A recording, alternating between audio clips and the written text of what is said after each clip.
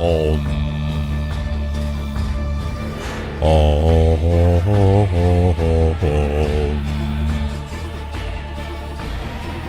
Do do do do do do do.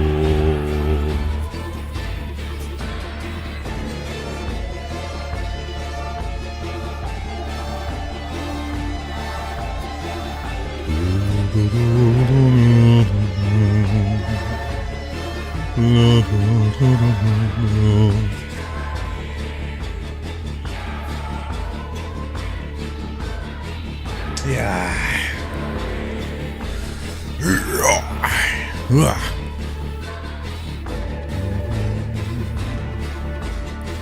Yo, Volky, thank you for the prime. Appreciate it, bro.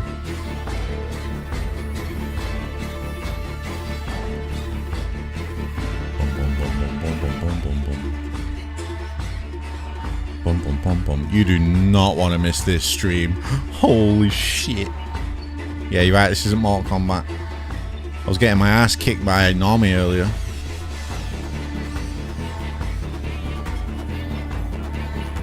I'm gonna get back into Mortal Kombat though, because I actually really enjoyed those fights against Nami, and it's kind of like, you know, made me get the itch for the game again.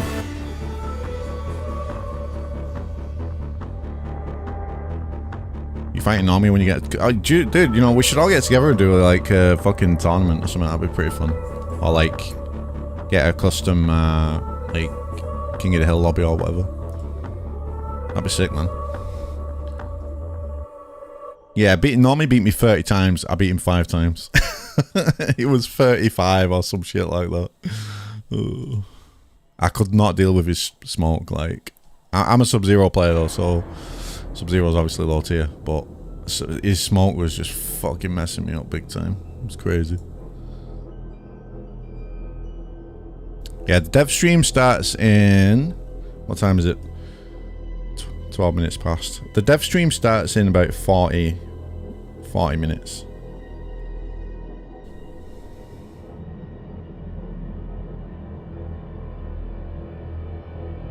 We're gonna do some duels and just chill. Okay, I'll start the thing early, because there's no point in me sitting here fucking yapping. Alright,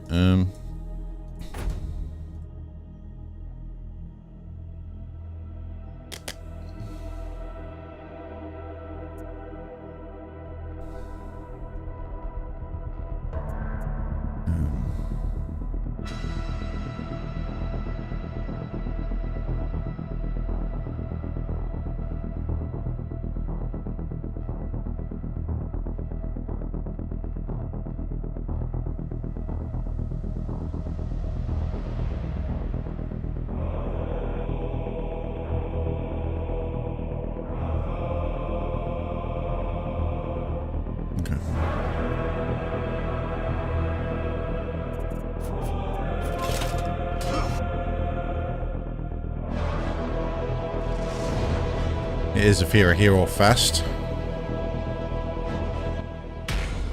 So I'll play a fucking Fear match for now. How are you all doing, man? I'm excited. So excited for the stream. It's gonna be insane. Hey! Okay, no pre-dodge. Interesting.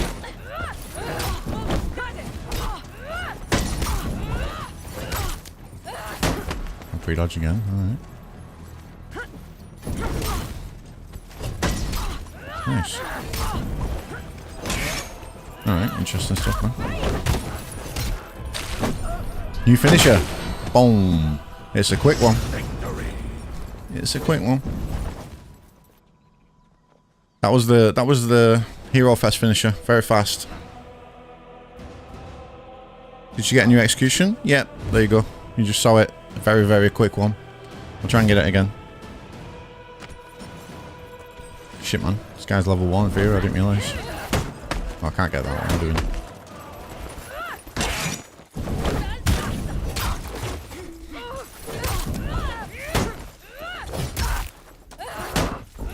That's fine. Lol. Oh, man. I knew you were going to go for a Gabriel.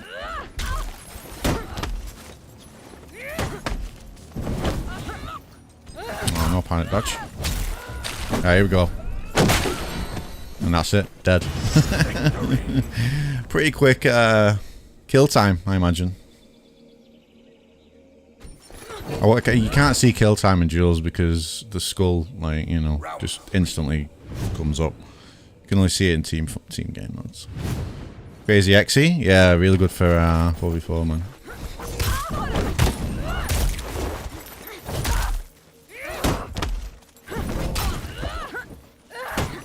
You gotta don't me at my light, man.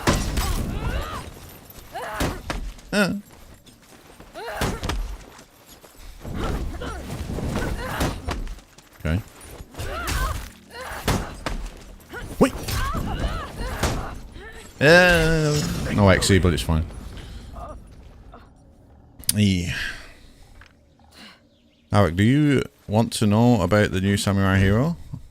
Do I want to know? I mean, do you... Yeah, sure. Tell me. Tell me all about the new Samurai Hero, Dark. Come on, tell me about it. Am I enjoying the BP Hero Fest? I enjoyed it last week, yes, when it was on. How you doing? I'm good, man. How are you? Yeah, I was in Beans' stream because I was playing against Normie on MK1. When can I change my name? Because I need to check what date I can change my name because I have a new name like ready to go. I've safeguarded it on another account and I need to be ready to change it.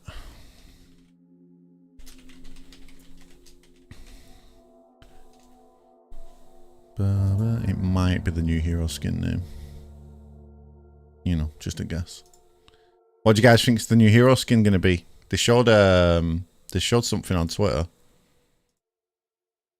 Ubisoft, come on, username. Fucking emails being slow, man. 17th of Feb is when I changed it, so I can change it just after the new season launch, which is nice.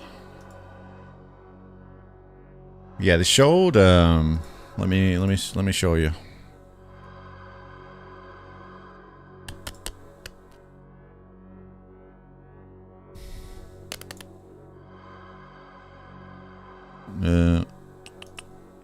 Wait a second, actually. I'll make sure. Yeah, they posted this.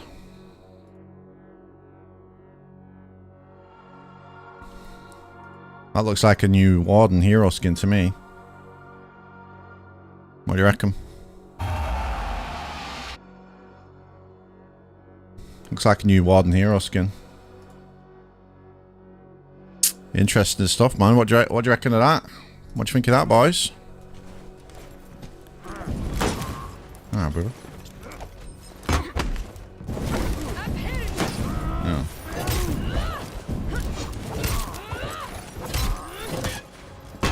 Okay, dude.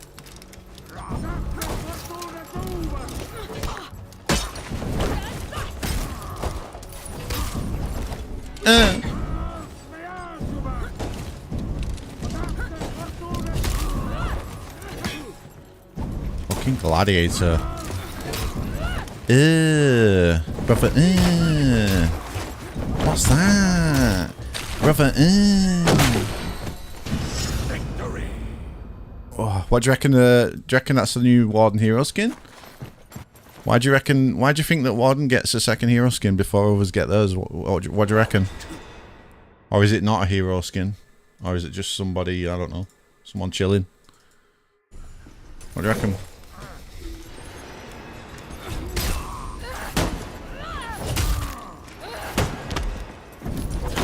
No.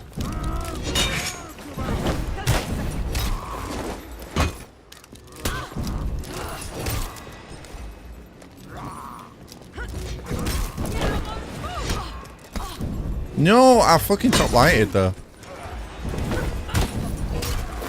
Wait.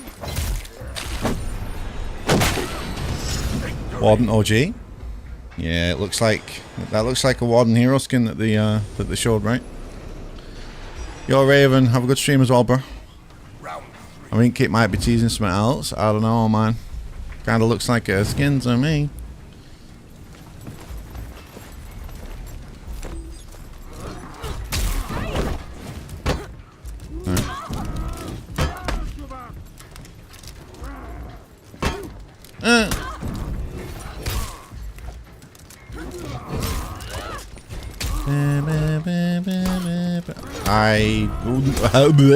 No crushing counter? Alright, dude. Very cool. When's the stream? It's in about 30 minutes or so. Yeah, it's in 30 minutes. It is not a hero skin? I don't know, man. I reckon it is. The only thing is, though, I'm not sure why they would do a second hero skin for Warden before others, but I'm sure they've got a good reason. But it sure does look like a skin to me. Oh, shit. Alright, I'm getting fucking gladiated. How did that light miss? Okay, I just got flawless by glad. That feels bad, man.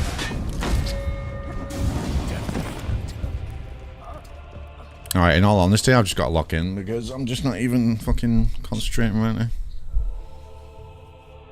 Real Y Expert Warden as an S tier duelist. I mean, he's definitely up there. Definitely up there. Alright, let's lock in. Okay. Oh. Oh, man. I was just about some heavy.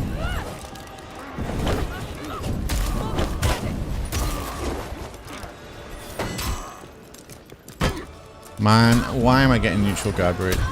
Oh my days.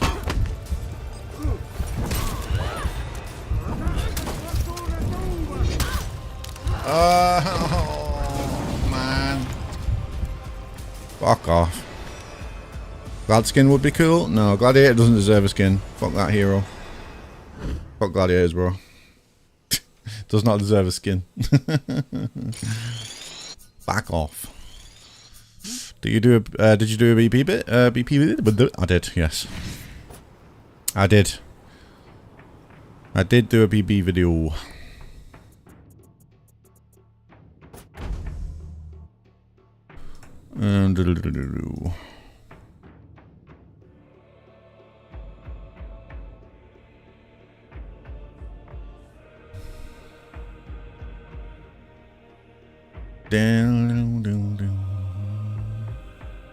There's the BP video.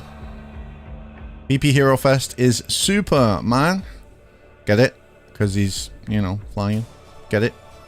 Super, man. Anyway. Yeah, 6 days ago I did that one.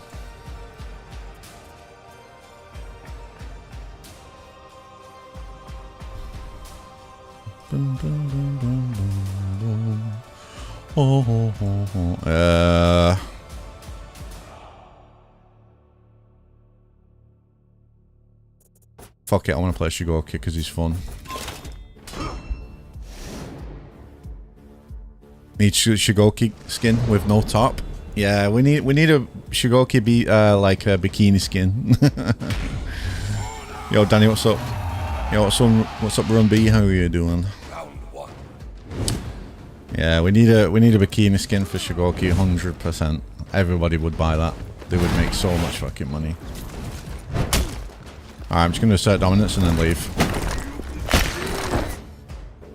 I'm just gonna assert dominance and leave, because that's just, you know, the optimal play in that situation.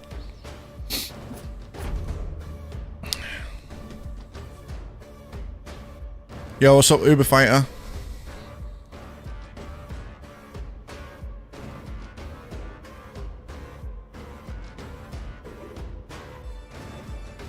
I love doing that to wardens because they don't have a dodge light attack. Like, I've done it a few times, man. I did it to Reese the other week.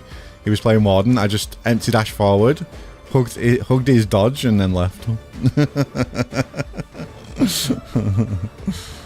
I love doing that to Wardens, bro. Like, cause yeah, no dodge light attack feels bad, man.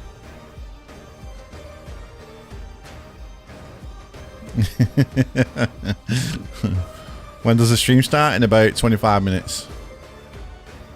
Oh, I'm sure this guy's a warlord player. I'm sure he's a wall-rond gamer. Alright, I will actually play a Shigoki match now. Oh, it's another warden. Dude, it's another warden. How do you have no leave penalty? Because if you leave in the first 30 seconds of the game, you don't get a penalty.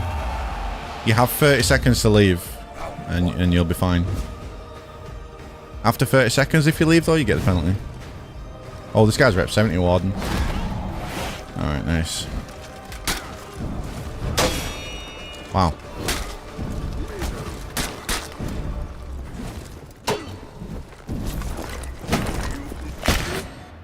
We assert dominance and then leave. Alright, I'll feel bad. I'm not fucking... I should stop fucking around. Alright. Actually, I'm gonna grab a drink, so I'll be right back.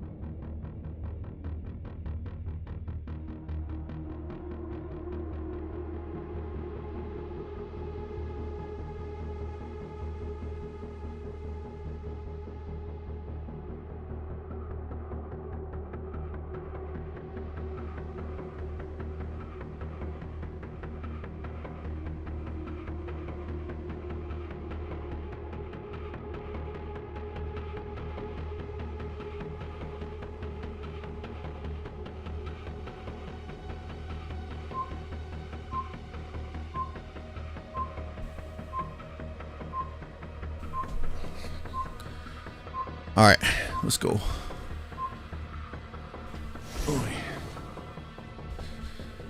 Want to play elimination? No.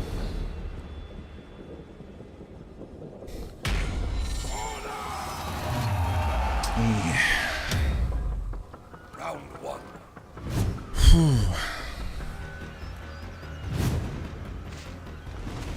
Okay.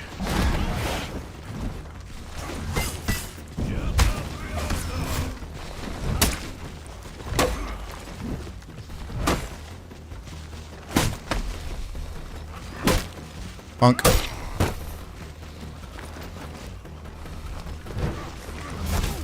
Oh.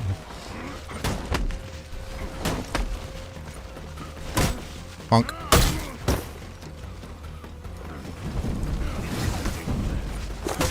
Punk. No.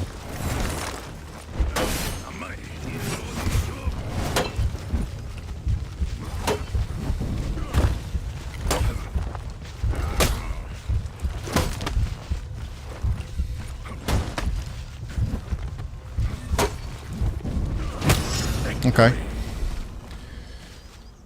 Oh. Oh, you ran into Voltaire Maven? Oh, is that who this is? Oh, I know that guy. He's a good player. Maybe Griffin hero skin? I reckon Griffin hero skin in the title update too. I reckon that's the second one.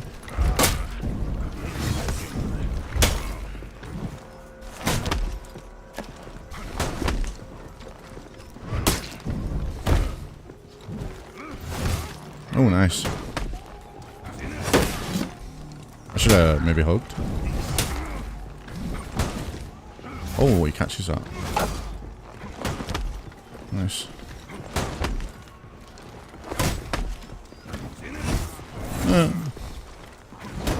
Oh my god. This guy's a pro or something. Why is Shigoki so strong now? Mainly because you can just go into the high primer after the fucking forward dodge headbutt. You can punish a lot of dodge attacks and stuff, you know. It's a bit aids.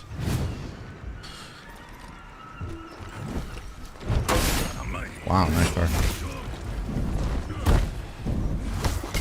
Oh, gaming.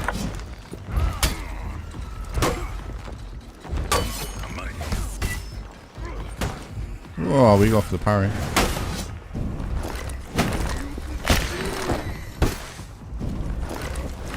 I will land one. I swear.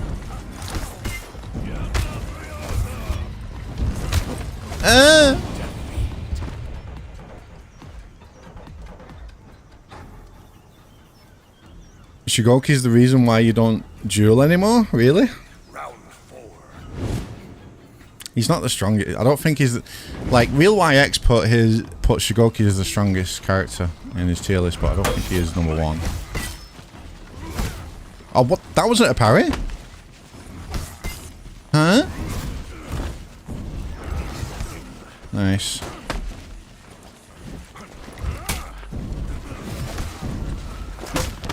Oh, I would have loved the ledge though.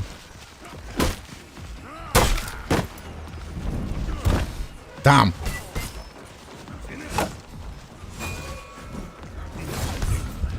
No. I really tried to ledge though, I'm not gonna lie.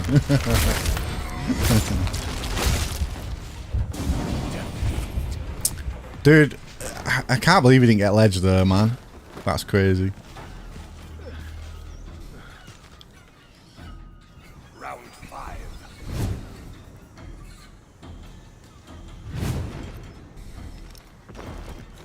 Okay.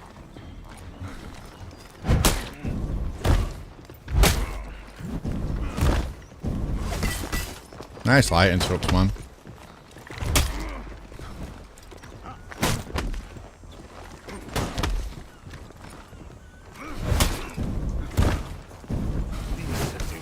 Nice. Oh, I did the fucking light on the wrong side. Alright, Jeej. Jeej, man. Any thoughts on what the new hero will be? What do you mean, the samurai? I'm not sure. Wait, somebody in my YouTube chat said, do I want to know about it? I don't think I saw his reply. Wait, let me scroll up on YouTube chat.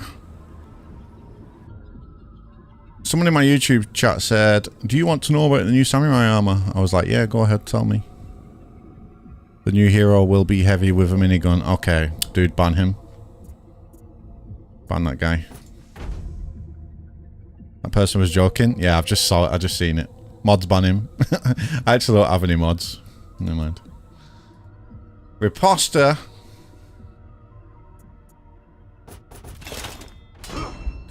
I know how much Riposta loves Shigoki, so let's play Shigoki.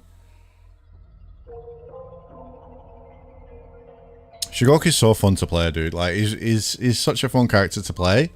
He's just not very fun to play against.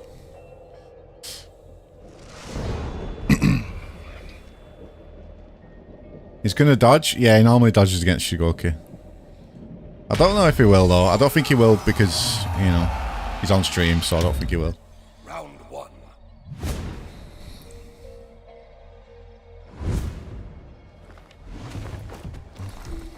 Oh, you want to fight down there? Okay. Oh,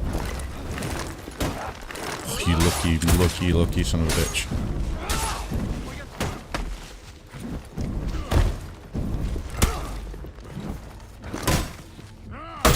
Could have thrown him for more damage.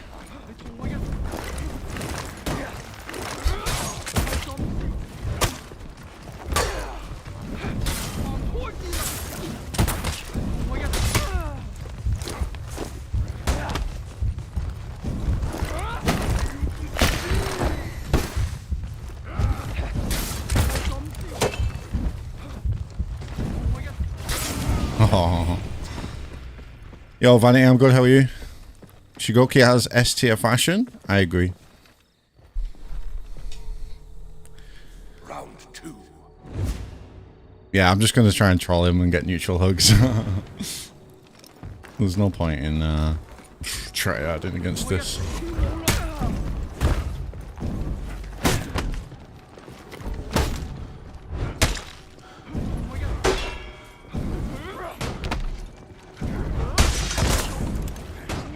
Oh, I tried to lie again.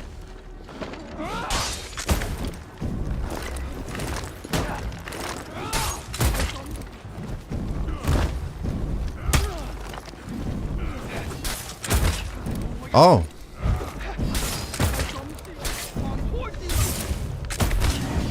I forgot about the gun shop stopping at hyper ammo. That's pretty big, actually. That's pretty big, man. Neutral long arm energy. Is the new hero busted? Who knows, man? We haven't seen the new hero. We don't know anything about. We don't know anything about the new hero yet. And that's not till season 2 anyway. Whee! I win.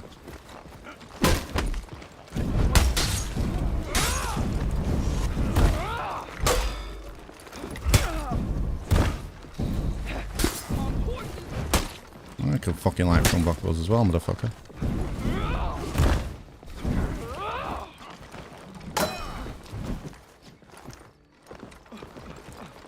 You okay?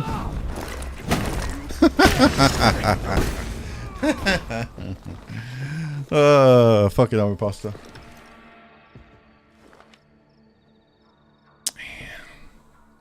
Round 4.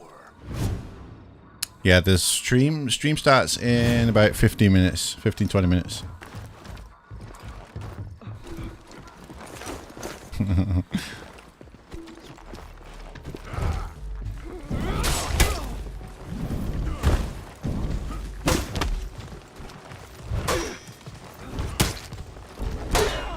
Shit. Oh, you.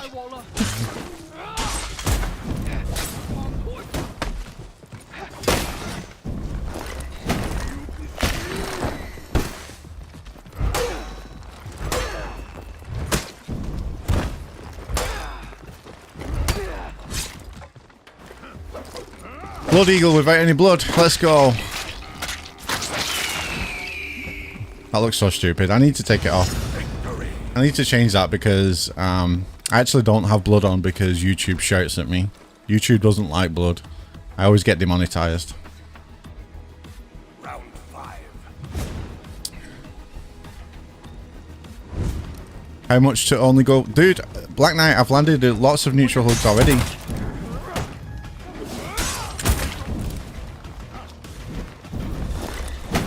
There you go. $100. Punk.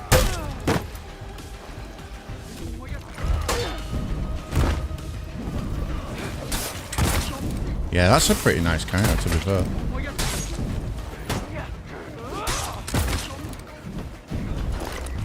You are so lucky. That would have hit you as well.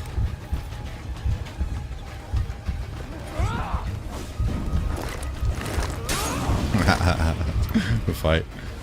That neutral hug would have, that hug would have hit if that pillar wasn't there, because he empty dodged.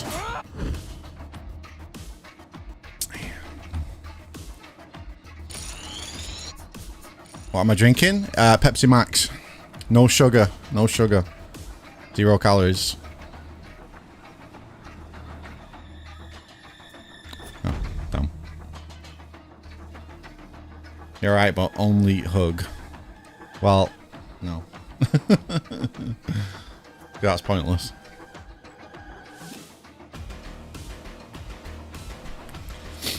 Gotta watch the aspect. Yeah, I know, but like it's not, you know, it's like a break from water kind of thing, I guess, you know. As long as you don't fucking drink it all day every day, obviously.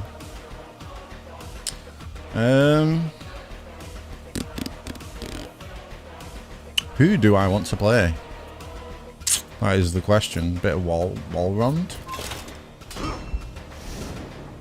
How excited are you for Shadow Lords of the Erdtree? Very excited. I can't wait, bro. I cannot wait for the Elden Ring DLC. It's going to be amazing. Super excited for it. Round 1.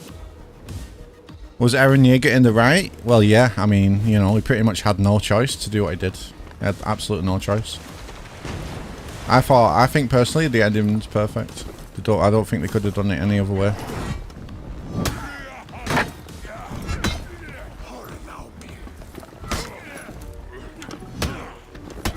Oh.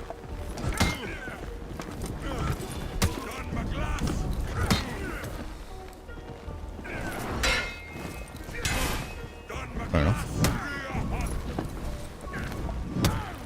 such bullshit.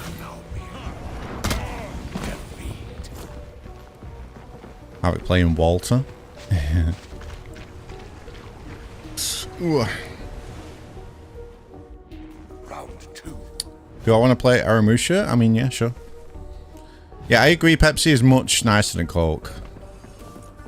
Pepsi Max is so much nicer than Coke Zero.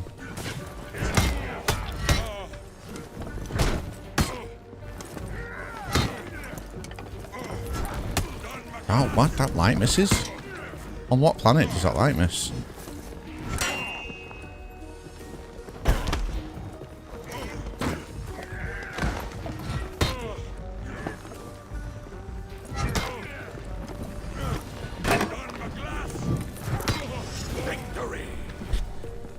How long do rework is today? We don't know. We don't know what they're going to show in the reveal. Round 3. Of course, there's a massive taste in the difference. Pepsi Max is tastes so much nicer.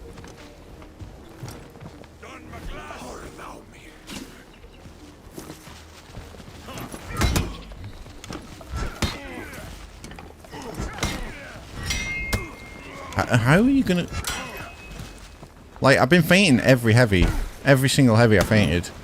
Crushing character is the one that I send. Makes no sense.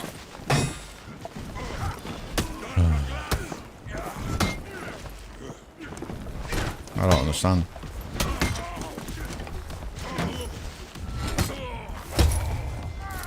You hoping for those Medjay changes to go live? I think they will. I think they will because I saw nothing but good feedback about the Medjay changes, so I think they'll go live with the season next week. I don't know about Highlander though. I reckon Highlander will go live next week as well. It's been too long. I think they'll drop it. They'll drop the rework on launch. I'm calling it. Yo, Schools, what's up, man? How you doing, bro? You okay? Yeah. Nice. Ow.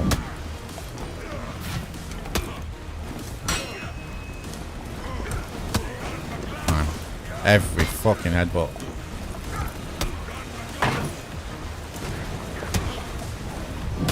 Every fucking headbutt.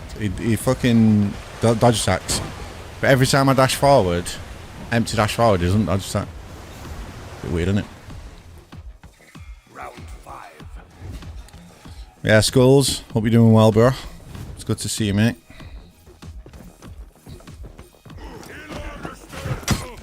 Oh.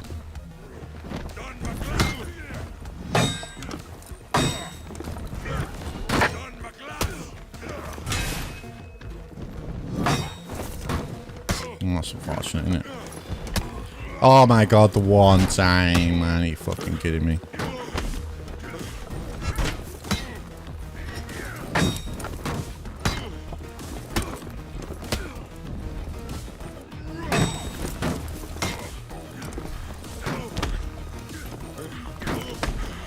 Alright, gaming. Oh my god, I eat that.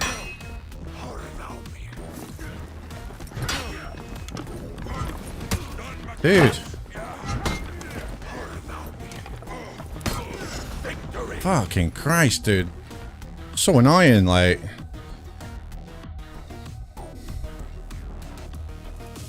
I reckon Jormungandr will get like a hero skin eventually, like a foreskin. I hate saying that. I hate saying foreskin. I fall into it every time. Every time I fall into it, man.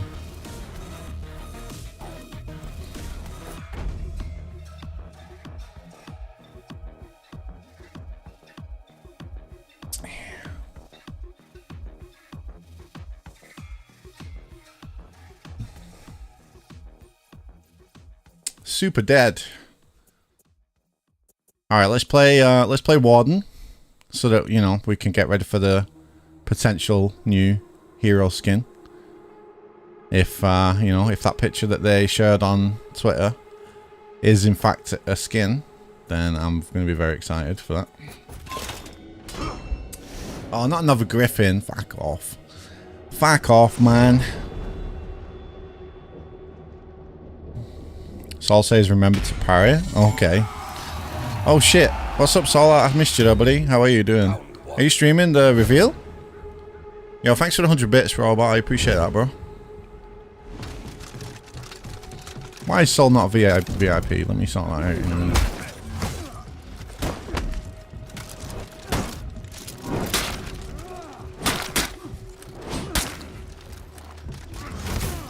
What the fuck?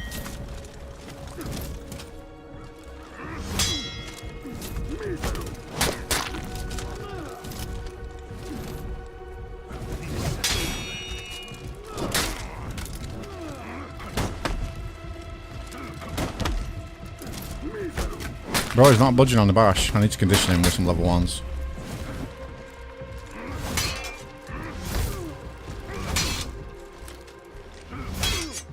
Is this a rage quit? Are those rage heavies? I think those are rage heavies. Potentially. Round 2. Yo, Lucas, you can watch the no crushing counter. I mean, I don't need to. Just heavy and kill him. Just heavy power and kill him. No. What the hell?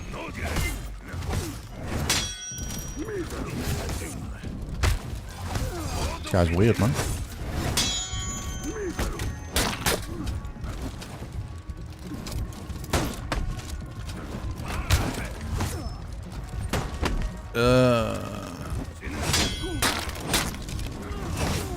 Okay.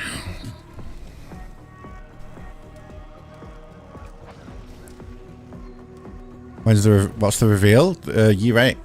Year 8 reveal and a new season next week. It's going to be a good one.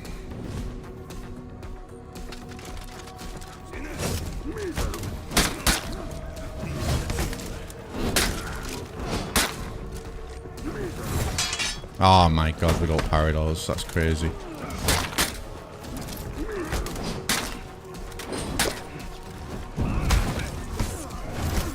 Nice.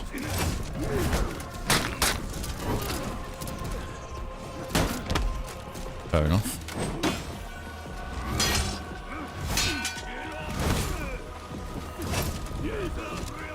Oh my god, man. Just die, motherfucker. Victory. Appreciate the Dark Tide soundtrack. Yeah, it's a good one. What is your incentive for parrying his heavies? Well, I mean, if I parry his heavy, I can go into my bash and get stamina damage. Hoi! Huge. Oh, you bitch. Oh my god, I love Griffin.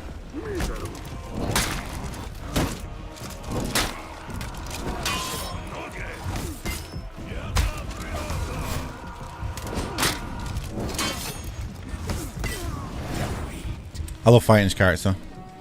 Have you listened to the Metal Hells Singer soundtrack? Don't think so. Round 5. I don't think so.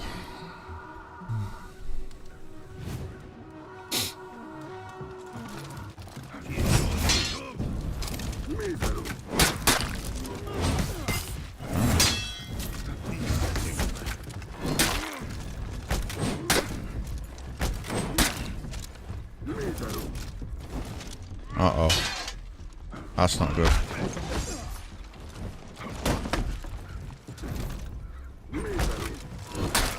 This guy's really weird with a bash. Oh my fucking... I'm just gonna uninstall, honestly. And he's just lighting through me on blockables. That misses, apparently.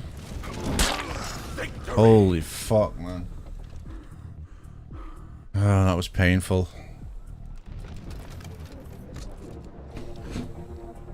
God, that was painful, dude.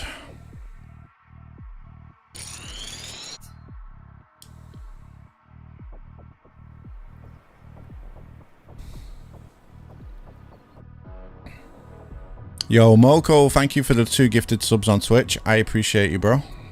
Stream is beginning? Right, okay.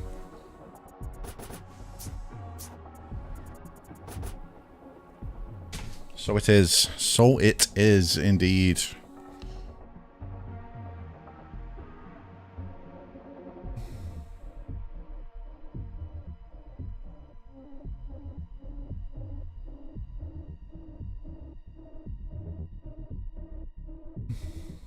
Appreciate the gifted subs, man.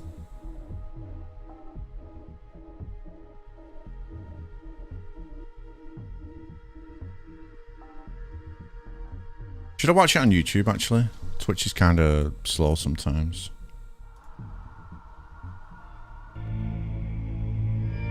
The Sword of Ashfeld. Oh, the music.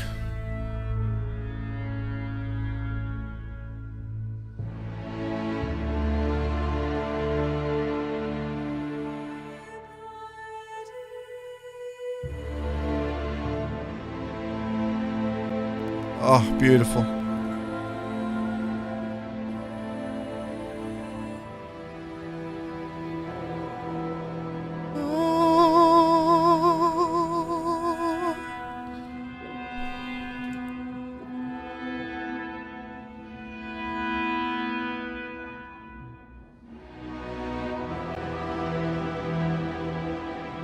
Oh, it's beautiful. It's beautiful. I deleted the game 3 years ago. If you recommend, yes, the game is much better than it used to be.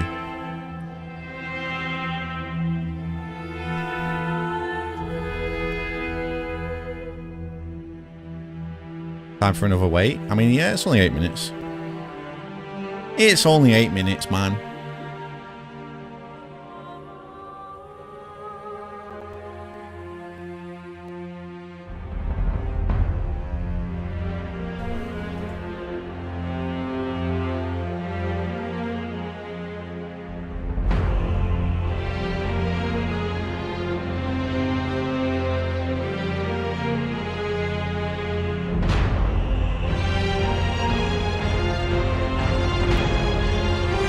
Oh, fuck me.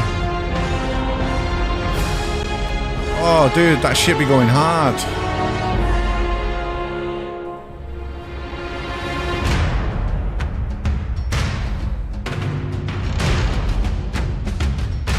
Ooh. Holy shit, man.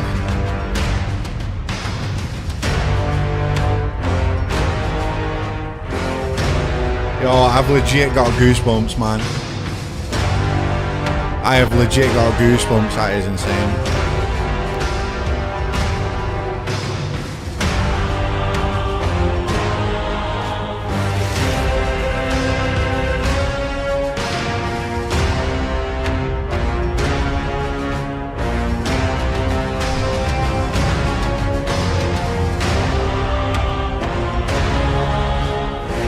Wow, man.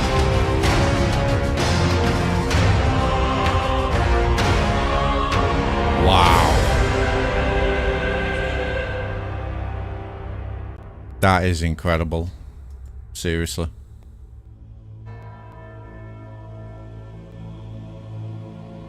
That is seriously incredible.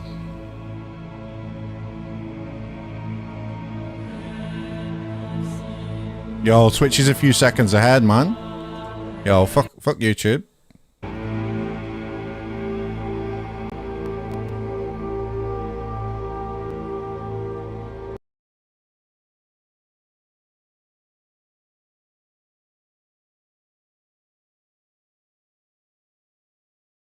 Oh, come on, man. Twitch is so fucking slow, dude.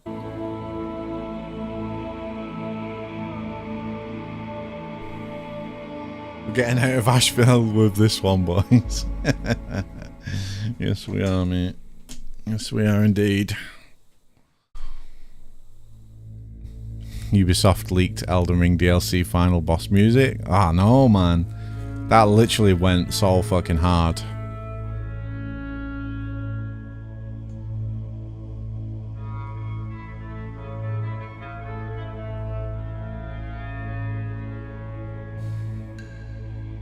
And it's beautiful. It is beautiful.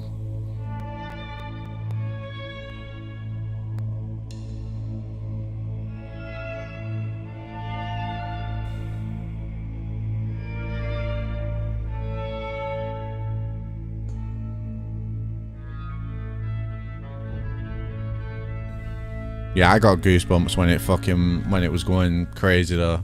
Holy shit.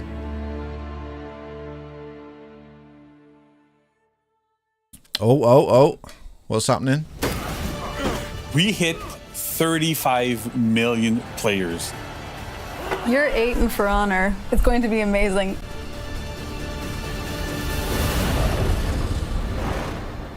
Year 8 is called Forged in War. Under this theme, we're going to explore the most valuable asset in the world of For Honor, our weapons. Our weapons define how we fight and remind us of what we fight for. Whether you're talking about a crafted story with lore, or maybe your own emergent story of how you brought down an enemy team while breaking in Dominion, that all begins and ends with the weapon. For example, in Season 1, we're going to see how the Knights fight for chivalry. In Season 2, we're going to explore a samurai story. Season 3 will be about the Vikings, and Season 4, the Outlander. In Year 8, we are going to continue to bring all new battle passes at the launch of each new season. Additionally, we're going to bring a new feature called the Legacy Pass. What's really interesting about those legacy passes is that if you weren't around at Year 4 and you didn't get to experience that content, you didn't have a chance to get all those cool executions, the cool looking gear, all that sort of stuff, you can actually now get them. Fucking if you had bought a battle pass previously, it still is Fucking unlocked rats. as it was. And it's at the level it was when the battle pass greedy ended. rats, man. For the Legacy Pass, in Year 8, we're going to retrofit Get the this ad off content my from the screen, battle you pass fucking to knobhead. the I'm not heroes interested in that have fucking launched underwear. after those battle I've got passes. fucking loads. Fuck off. Converted maps are Fucking a knobs, new man. feature that we're bringing to For Honor. Players have been asking for a long time for more variety in Dominion map selection. And finally, we're going to bring 2 converted maps through the year. The first will be at the end of Season 1, and the second will come by the end of the year. Converted map is one of the topics that has been raised for years, and our team has been working very, very hard to achieve the goal. It's not an easy process. We have to add a new minion lane, we have to add capture points, but we're able to take a lot of the amazing content that we have in other game modes and readapt it to have the Dominion experience, which is what we're known for.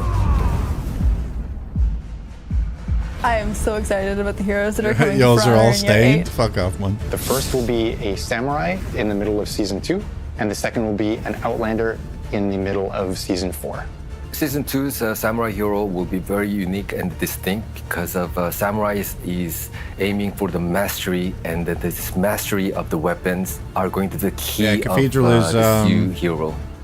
And the other, I'd Dominion say, map. I can reveal it's a villain. And the villain's going to have a pretty major impact. And she will, can I say she? So the Outlander is a villain, female villain. So hero skins Interesting. are central to Year 8. They're the ones who are wielding our legendary weapons. In some cases, these legends are forged through the actions of our heroes, and in other cases, our skins may take up a weapon that's already legendary, and they're trying to live up to its name. In Forged in War, we are going to bring at least 4 hero skins. Season 1 will feature the Knights, Season 2 Mommy? the Samurai, Season 3 the Vikings, and Season 4 the Wulin. We also have an additional hero skin coming up for the Knights in the second half of Season 1. And stay tuned for some other surprises. There is a ton to be excited for in Year 8. We've been doing system improvements in the past. We're going to keep working at that.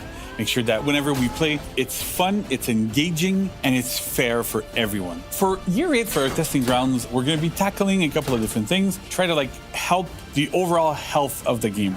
I'm always amazed to see how many players actually go and participate in the testing grounds. Health. It's content that we are making for them to really help us understand what they feel the challenges are. And so we're really trying to shape the experience so that it keeps going forward to really push in that direction, right? Play the game, it feels good, and it feels better than ever.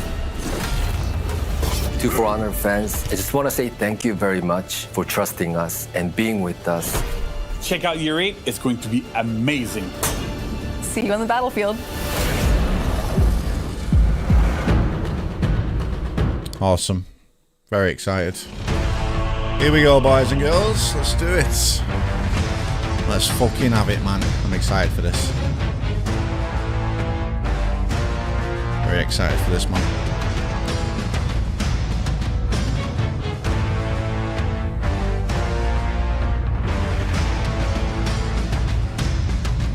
Bum, bum, bum, bum, bum.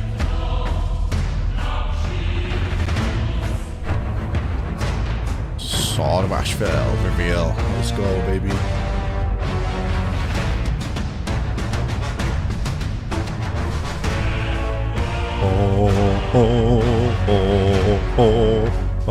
Welcome back, Warriors. We are live once again from here in sunny Montreal. I'm joined by Nolan. How are you doing? I'm doing great, Brian. How are you? I'm fantabulous. Fantabulous? Yeah, It was fucking freezing when we went. 186th Warriors Den today. Dude, holy crap. That's six. That's That's a lot. nuts. Yeah, That's so actually we've got a lot crazy, wow. to go over today because this is a beefer. This one's going to be juicy. But first, we got some stuff dropping on the Twitch. We do. We have Twitch drops for everybody out there. So listen, here's the thing. We got a big show today, and we don't want you to miss out on a second of that sweet, sweet content. So make sure you link your Ubisoft Connect account to your Twitch account, so that way for every 30 minutes you're with us today watching, you're going to get a scavenger crate drop. And by the end of the show, we're going to pick some lucky winners to win a grand prize of 100,000 steel or the new hero skin, which spicy. we will reveal a bit later. And you're going to love this one for sure, hands down. So link those accounts, all right? Don't miss out. Yeah. And reclaim your rewards every 30 minutes. Yep. Because otherwise you don't get the next one. And it's always sad to see people who don't get them. But we've got a lot to go over in the show today. Among the many things that we will cover, we've got a new hero skin. We've got a new limited time game mode. We've got a free event pass, throwback event, and a whole bunch of other stuff. So, because we've got a lot to cover, we've got all the Year 8 details coming up, and we're going to go to that real quick after this transition. So stick around. All right, here we go. We've got some patch notes as well and testing grounds later. New game mode. Yo, look at that. Year 8 Season 1 new game mode. Let's go, man. I wonder what that could be. Year 8 new features. Season details. Yeah, patch notes and testing grounds. So this definitely is a fucking juicer of a stream. Holy shit.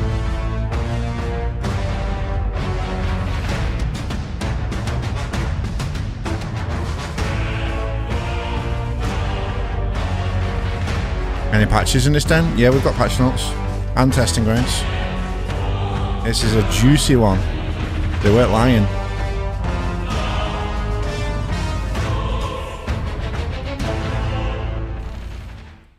Bum bum bum bum bum bum bum. Oh. The new game will be limited. Yeah, I know.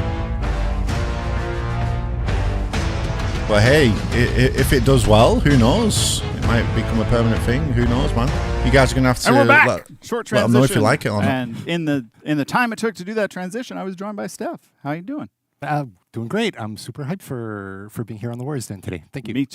Me too. For those of you who don't know, Steph is everyone's favorite game director. Favorite one? Yeah. Not too bad. So, Year 8. What can you tell us? It starts next week, and there's a lot in it. Super hyped to be able to talk today about Year 8. It's an incredible milestone in For Honor's history, and it wouldn't be possible with all the efforts of the team and all the combat of the players over the years. So thanks to you all very much. It's been wonderful to get to this point, and I'm super hyped to be able to talk about everything we're going to show you today. Yeah. So let's. I think we have a roadmap to take a peek at real quick.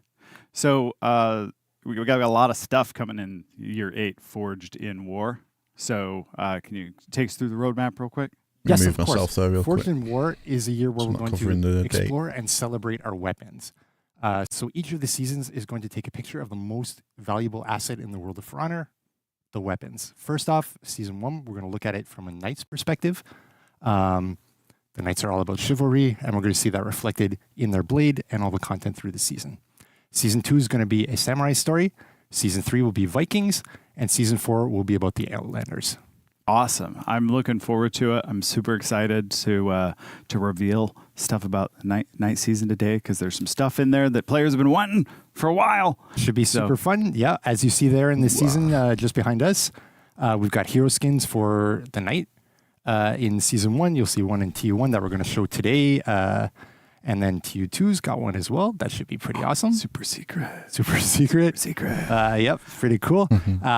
Season 2, we're going to have Samurai. And then, of course, the new hero in TU2 of Season 2. And then through the rest of the year, we've got more hero skins in 3N and 4. And then finally, the second new hero. We're just dropping hero skins like they're orbital strikes. It's pretty cool. And then, yeah, exactly. The next new hero in Season 4, title update 2 of that, there'll be one body type. And what's really cool is they will also celebrate our weapons. And as year 8 heroes, they're quite cognizant of how combat works in For Honor at this point. So they're going to be really exploring and testing you as a player in ways we haven't quite before. That's awesome. I'm looking forward to it. So we're going to do a quick little transition real quick, and I'll be back with Stefan again, but we'll be joined by Ed to talk about some of the new features that you guys can look forward to in year 8. So don't go anywhere. New features. Interesting.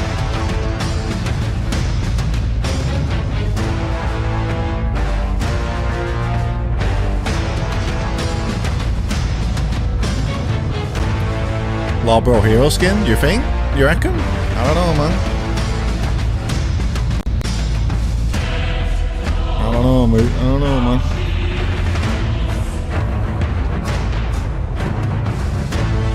Yo, can this ad just fuck off already? Seriously?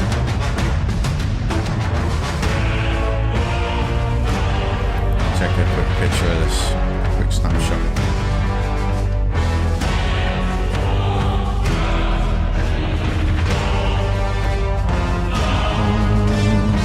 An ad blocker? Yeah, maybe I should invest in that.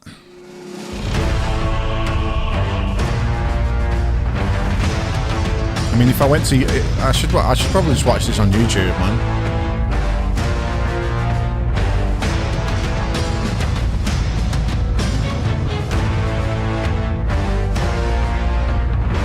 What do you reckon is what do you reckon the new features are that we're gonna get? Let's find out, man. And we're back. Me and Steph are back. And Ed's here. Ed, It's been a minute since you've been on the Den. It definitely has been. Last time I was here was we were doing the pre-recorded ones. Yeah. So it's nice to be live again for year 8. It was Age of Lockdown, I believe. So let's just jump right into it. People are going, they're very happy. I won't say they're going cuckoo banoonies, but they're very happy. Some are. To see, yeah, they are. To see the converted maps that we announced on the last Den. Yes. So at a high level, what can you tell us about what they can expect for the converted maps? Yeah, so no, it's great to see the reception this announcement has been getting, and I want to officialize the announcement, though most people have really figured it out at this point, but Cathedral will be the first map of our this Dominion converted map offering. Show more pictures. We've seen all I know already. that's a fan favorite of many people. So yeah, that'll be for title update 2. So don't get mad when you don't see it next week. Yeah, please. Yeah. So, but get happy when you see it in TU2. Yes. So I for one love Cathedral. It's always been one of my favorite maps. Mine It's too. got good energy. The vibe checks out. Yep. So, why Cathedral though? Because I'm sure it's not just the vibes. You're right. But no, I mean, honestly, Cathedral was an obvious choice to go with because in the past, we've experimented with this map for the past event. And, you know, we added a lot to that event with like the addition of capture points, which is obviously a very important aspect for Dominion. But, you know, that wasn't enough. You know, it wasn't just about throwing in a main lane with minions in there and, you know, calling it a day. There's a lot more that has to go into making, you know, giving the players that Dominion experience that they're expecting. And I'm sure there were a lot of challenges because I know one thing that players may or may not think about is like parity of the map, and is everything equitable? Can everyone reach everything? Yeah. So, I gotta say, that past event wasn't the most perfectly balanced one, like for a 2-3 week event, it was great. And, but for Dominion, this is a permanent addition to the game that we're adding. It's not just a time limited release. So we need to make sure that this is balanced to its fullest potential in the map. And because we're taking an existing map and the fundamental core of the map stays the same. So there's only we can add quite a bit, but there's only so much we can really change, because you have to know that this gives us a huge head start in prepping the map for Dominion. So we're not going to completely obliterate everything that's there and rework it from scratch. That kind of defeats the purpose, right?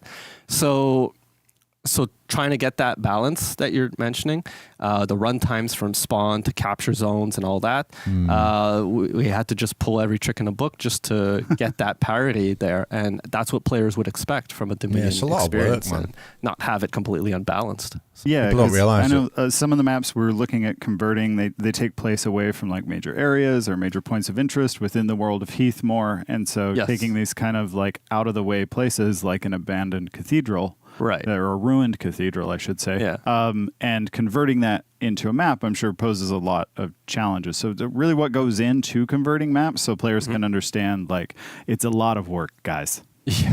Yeah, no, and that's an excellent point, because as you mentioned, we actually here in the dev team, we refer to these non-Dominion maps as wasteland maps. And, they were initially conceptualized to literally be wastelands. They're parts on the outskirts of Heathmore. There's no major castle structures or defenses that you would think to send your armies to protect and attack, because there's nothing of value there. So in these wastelands, there are ruins from like the cataclysm that happened and all that. So there's nothing to fight over in these areas. So we had to bring that Dominion aspect of having castles and structures surrounding the areas to kind of tell that story of why are we fighting over this piece of land. And so that's something that we brought forth as well here. Oh, that's cool. Yeah. Yeah, and I know another element that's very important. It's critical to the experience of For Honor. If it's not there, why are we here? And that's the Dominion intro sequences. We don't have those for the wasteland maps. Yeah, that's another good point, because as you guys know, every Dominion map has a little intro scene. Some are longer than others. But even if we were going to keep this one short and sweet, we still needed to have something in place that kind of tells the story of why are we murdering each other here, So, and this was some lost knowledge on the team, because some of the team members that were responsible for creating these scenes have then moved on to other projects. So we had to regain that knowledge, and honestly, we've become a much stronger team now since regaining that skill set moving forward from this point on. Yeah, and I mean, I think it goes without saying, it's been a minute since we had a new Dominion intro, so I'm excited. I'm excited to be able to see what the team has put together. So I think there are some other challenges that we haven't touched on yet that I wanted to give you a chance to talk about. Yeah, so like we mentioned, the runtime parodies, the intro sequences, and bringing... So the other challenge was also, as I mentioned, these wasteland maps weren't initially conceptualized for a grand scale battle to take place in them. In some of these maps, you can hear birds chirping, you see butterflies dancing around, and that's none anymore. Right? Yeah. No. So that's not something we want as part of the Dominion experience. So, as Apollyon would say, we brought war to Cathedral. I see what you did there. Yeah, I see what you did. So really, it's not just about having the capture points and the minions in there. We're really giving the Dominion experience as a whole package here.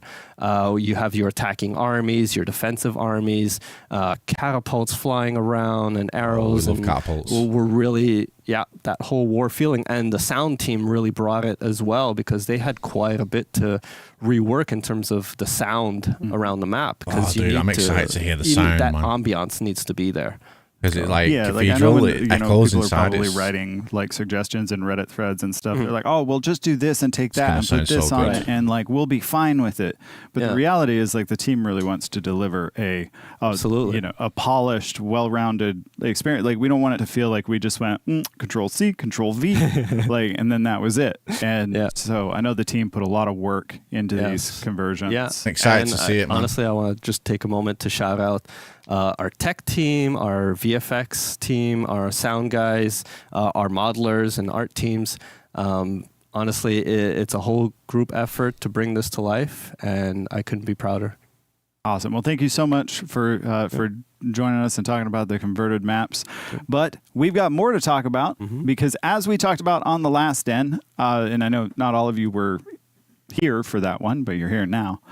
We announced Legacy Pass. So, Steven, what is a Legacy Pass for those who weren't here last time? Of course. Thanks for the intro. We are going to continue to bring battle passes here in year 8, season by season. You're going to hear all about the season 1 one later in this episode of Warriors Den. And the Legacy Pass is an opportunity for players to experience content that they'd never seen if they are a new player or have seen before, but in kind of a new aspect. So Legacy Such Pass a good idea. here, for example, in year where were we at? It's very confusing. Year 8, season 1? Yeah. We're going to bring the year 4, season 1 battle pass, the Legacy Pass, back. So players will have the opportunity to experience this for maybe the first time if they're a new player. That's if you awesome, are man. a player that was here the first time, that you saw before, it's going to retain your progress. So if you made it to tier 50, nice. you're going to start at tier 50. If you bought the battle pass before, it's already going to be purchased for you. What if I completed it, though?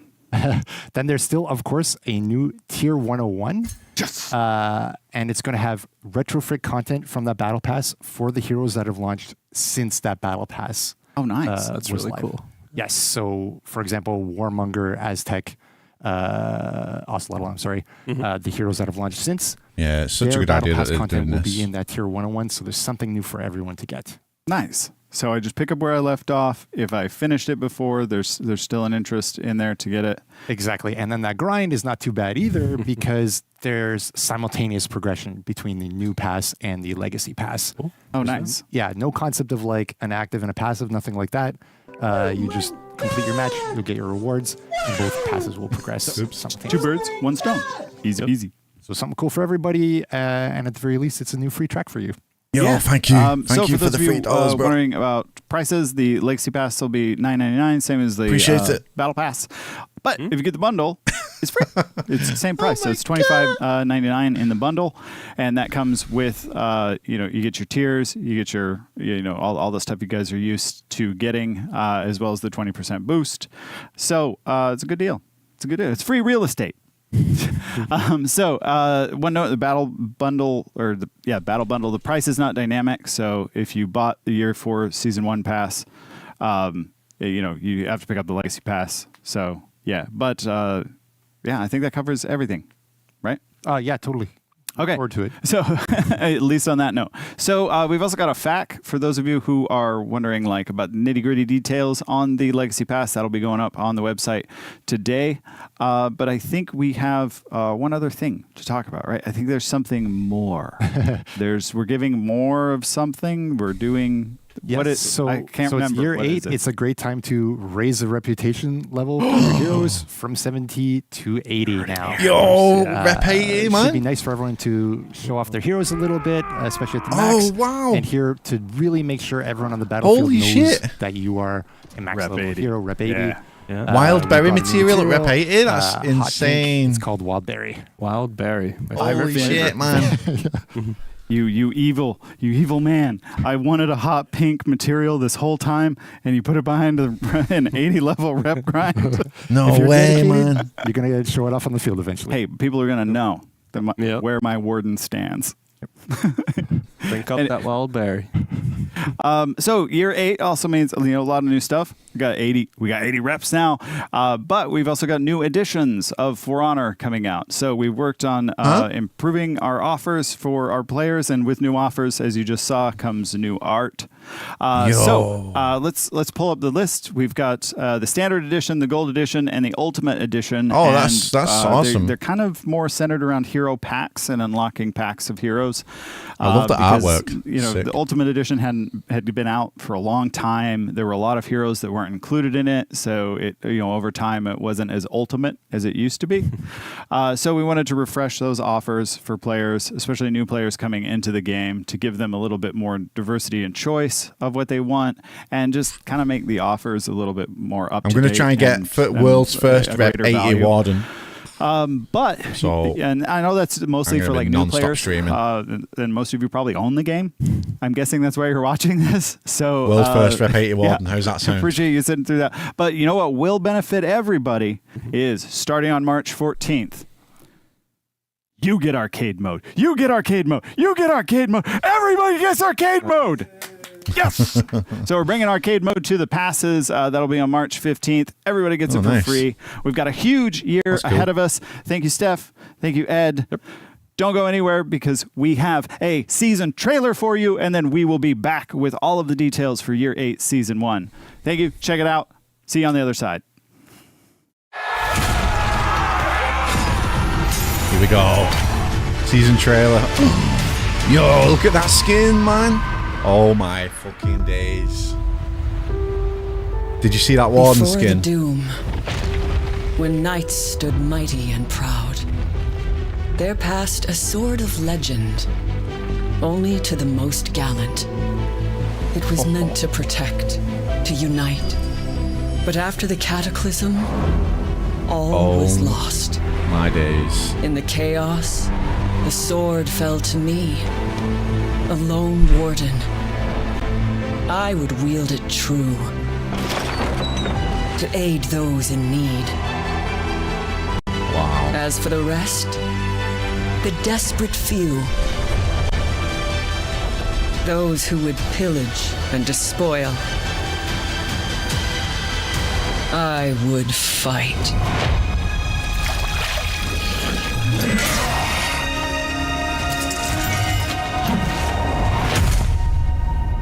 Holy fuck, dude. The Unsung Knight. New event. Last hero standing. 1v1v1. Holy shit, it's a free-for-all mode. They added a free-for-all mode. Holy fuck, dude. Holy shit, man. This is actually sick. Fucking hell, dude.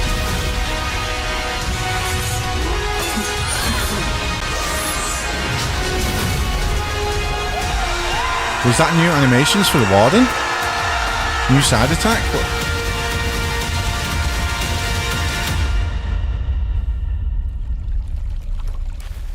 New Warden animation? Oh my fucking God. I have eaten good this season. Oh my days. Wow. Holy fuck, dude.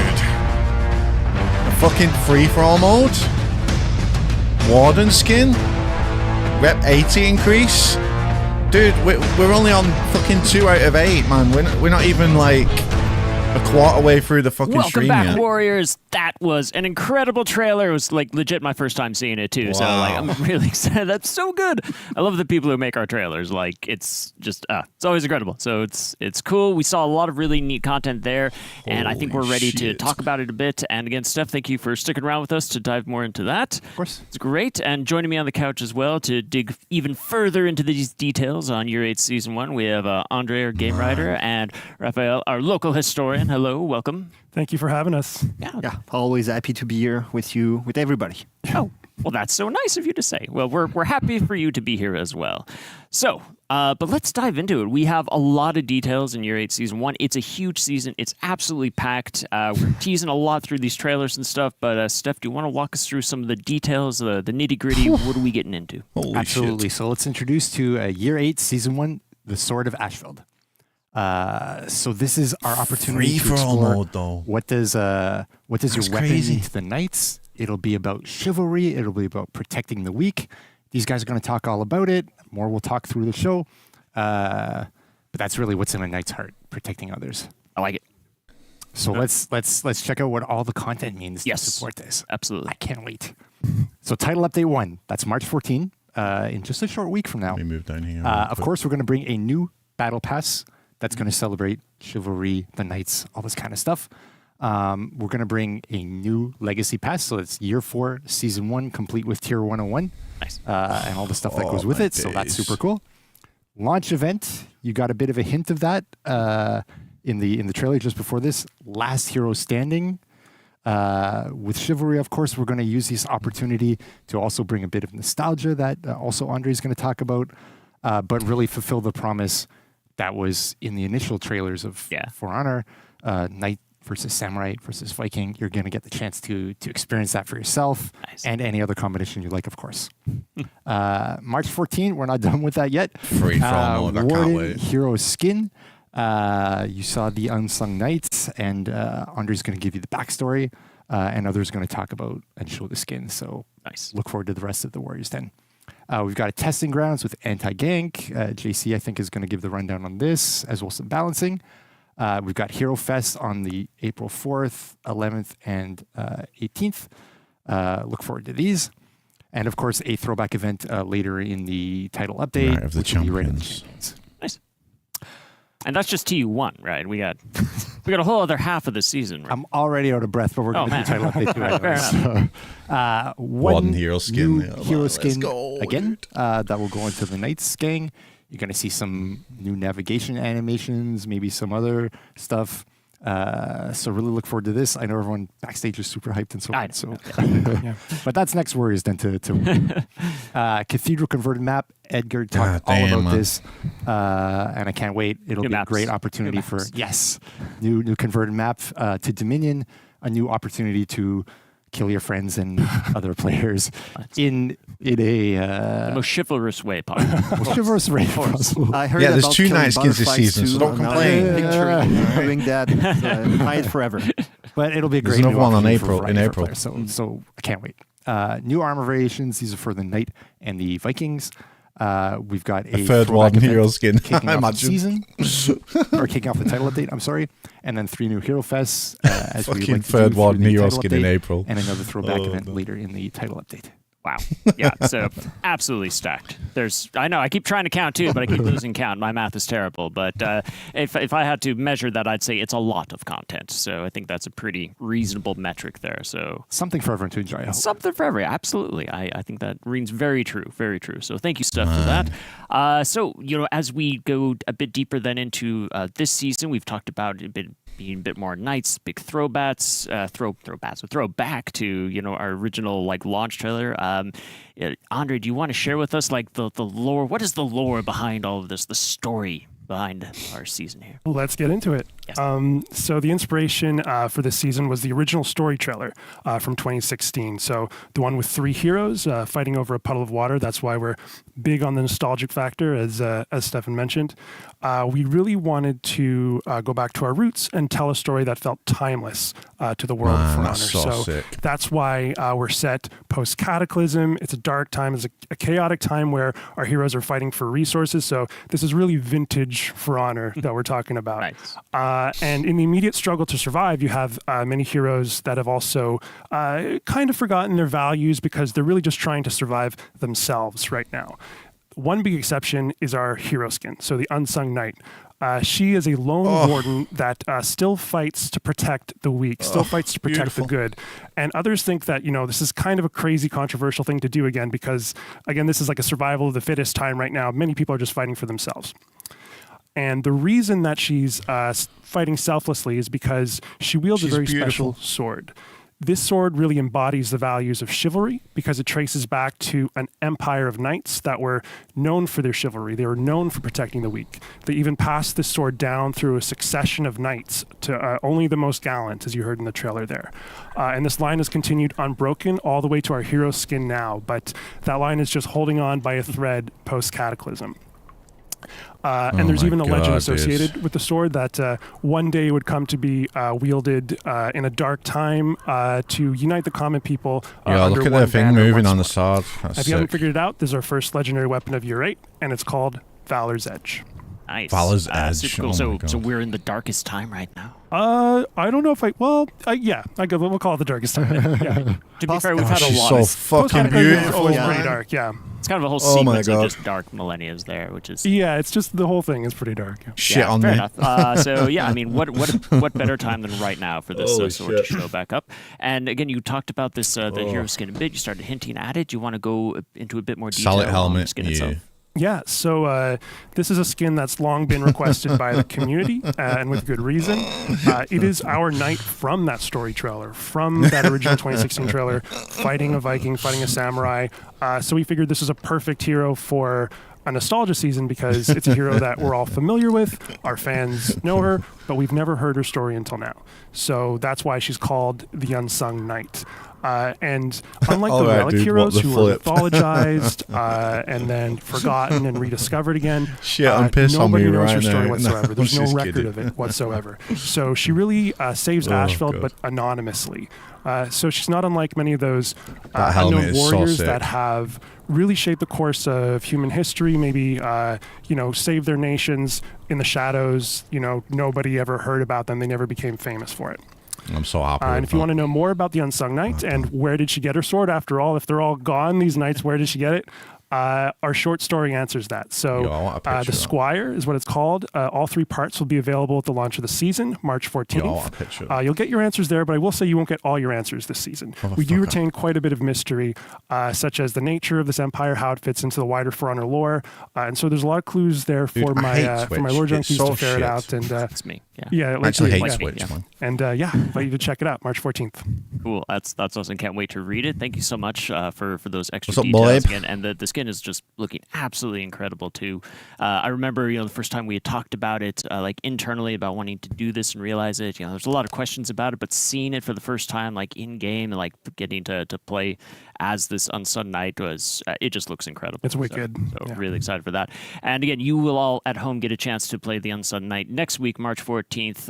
It'll be available to all players for steel, 25k steel. So keep an eye out for that. So that's that's a lot of the details. Terrible of the season, skin? setting up the Mods story ban him. and the narrative. So thank you on Ban that. But that we have a man bit right more, now. right? And a bit more map Ban him. realization, things that kind of went into having this nostalgic feel in the maps. Yeah, they're increasing the As rep our to historian, 80. Would you help us understand the history of how this map realization came about? Yes, What mods? the True. lore of the game, let's say, and Yeah, not that's really history in that case. It's our history. Yes, it's the most important history, I would say. I think so, yeah. So absolutely, you're right. We did a lot of map realization for this TU, for this title update.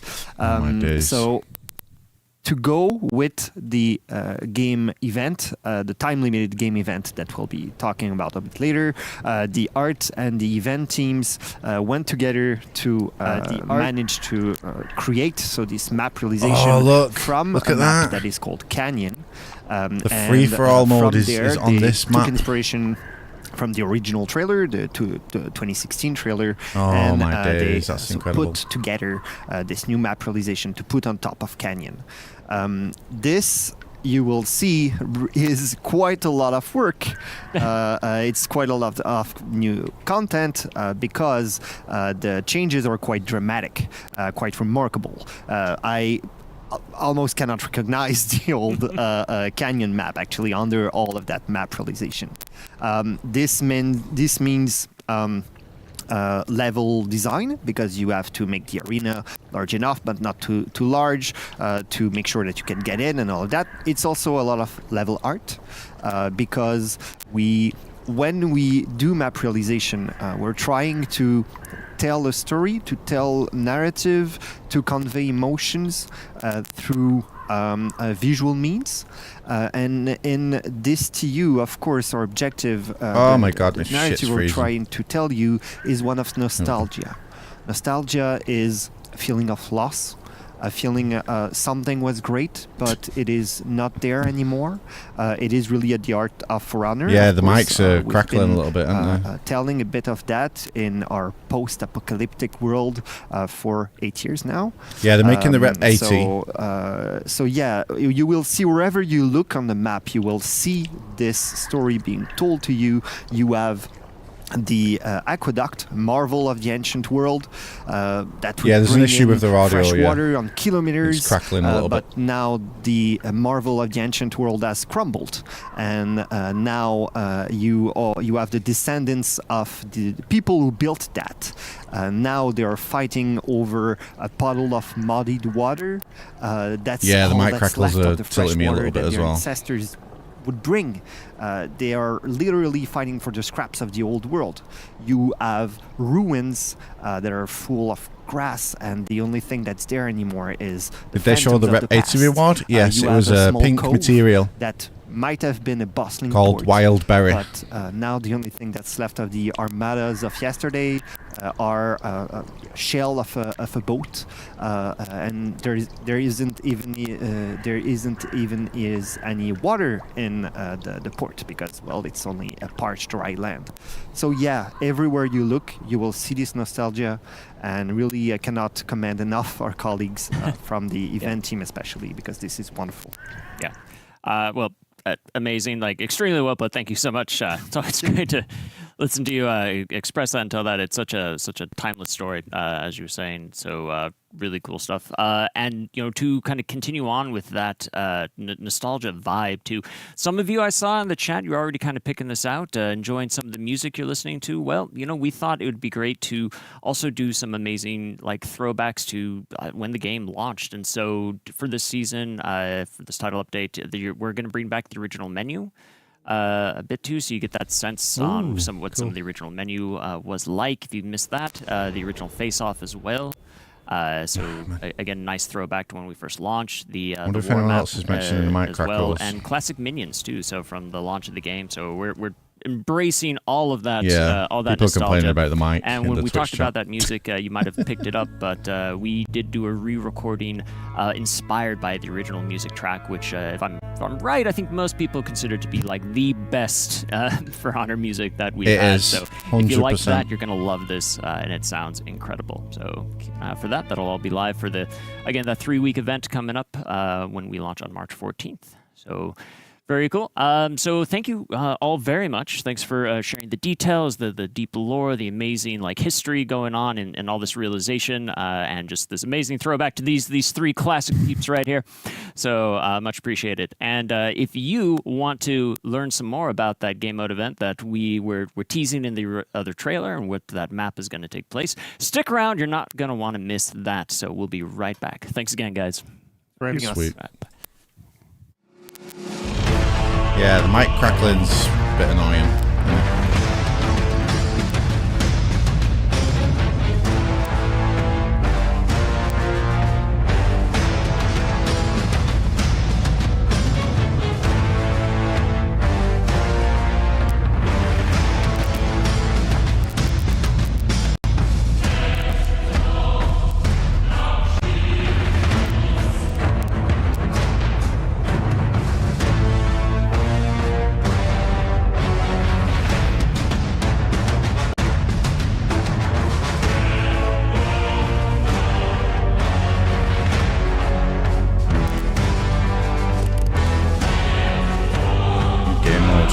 Show it us now. Oh, the mic, the crackling, man. We need to fix that shit.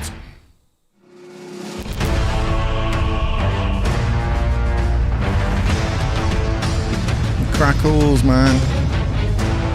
Very unfortunate.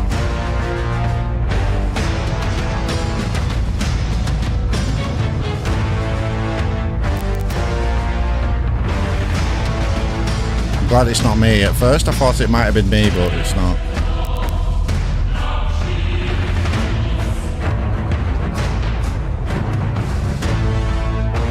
Notice it doesn't say event mode.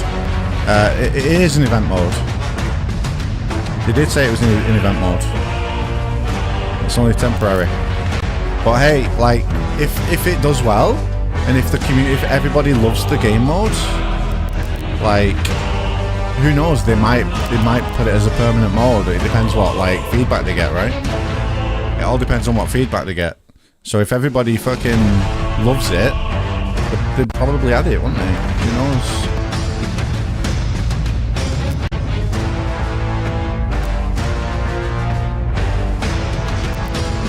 How excited am I? Oh my god, I can't wait, dude. Fucking free-for-all game mode. Rep 80. New material at rep 80. Fucking Warden skin. Somebody said something about Warden. It showed some new Warden animations or something. I might have missed that, but... By the way, guys, the audio is being looked into. Forerunner said that they're looking into the crackling, so... You know, be patient, guys.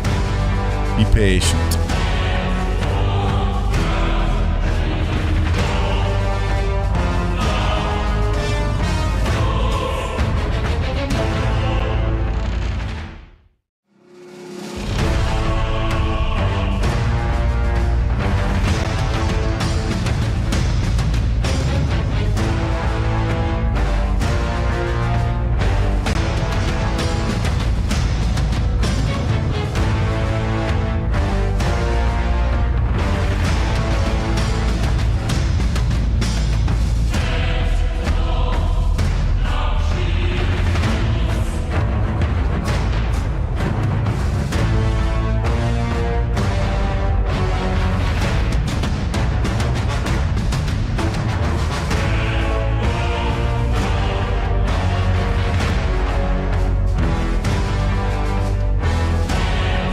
Dodge the crackle. Yeah, just deflect it.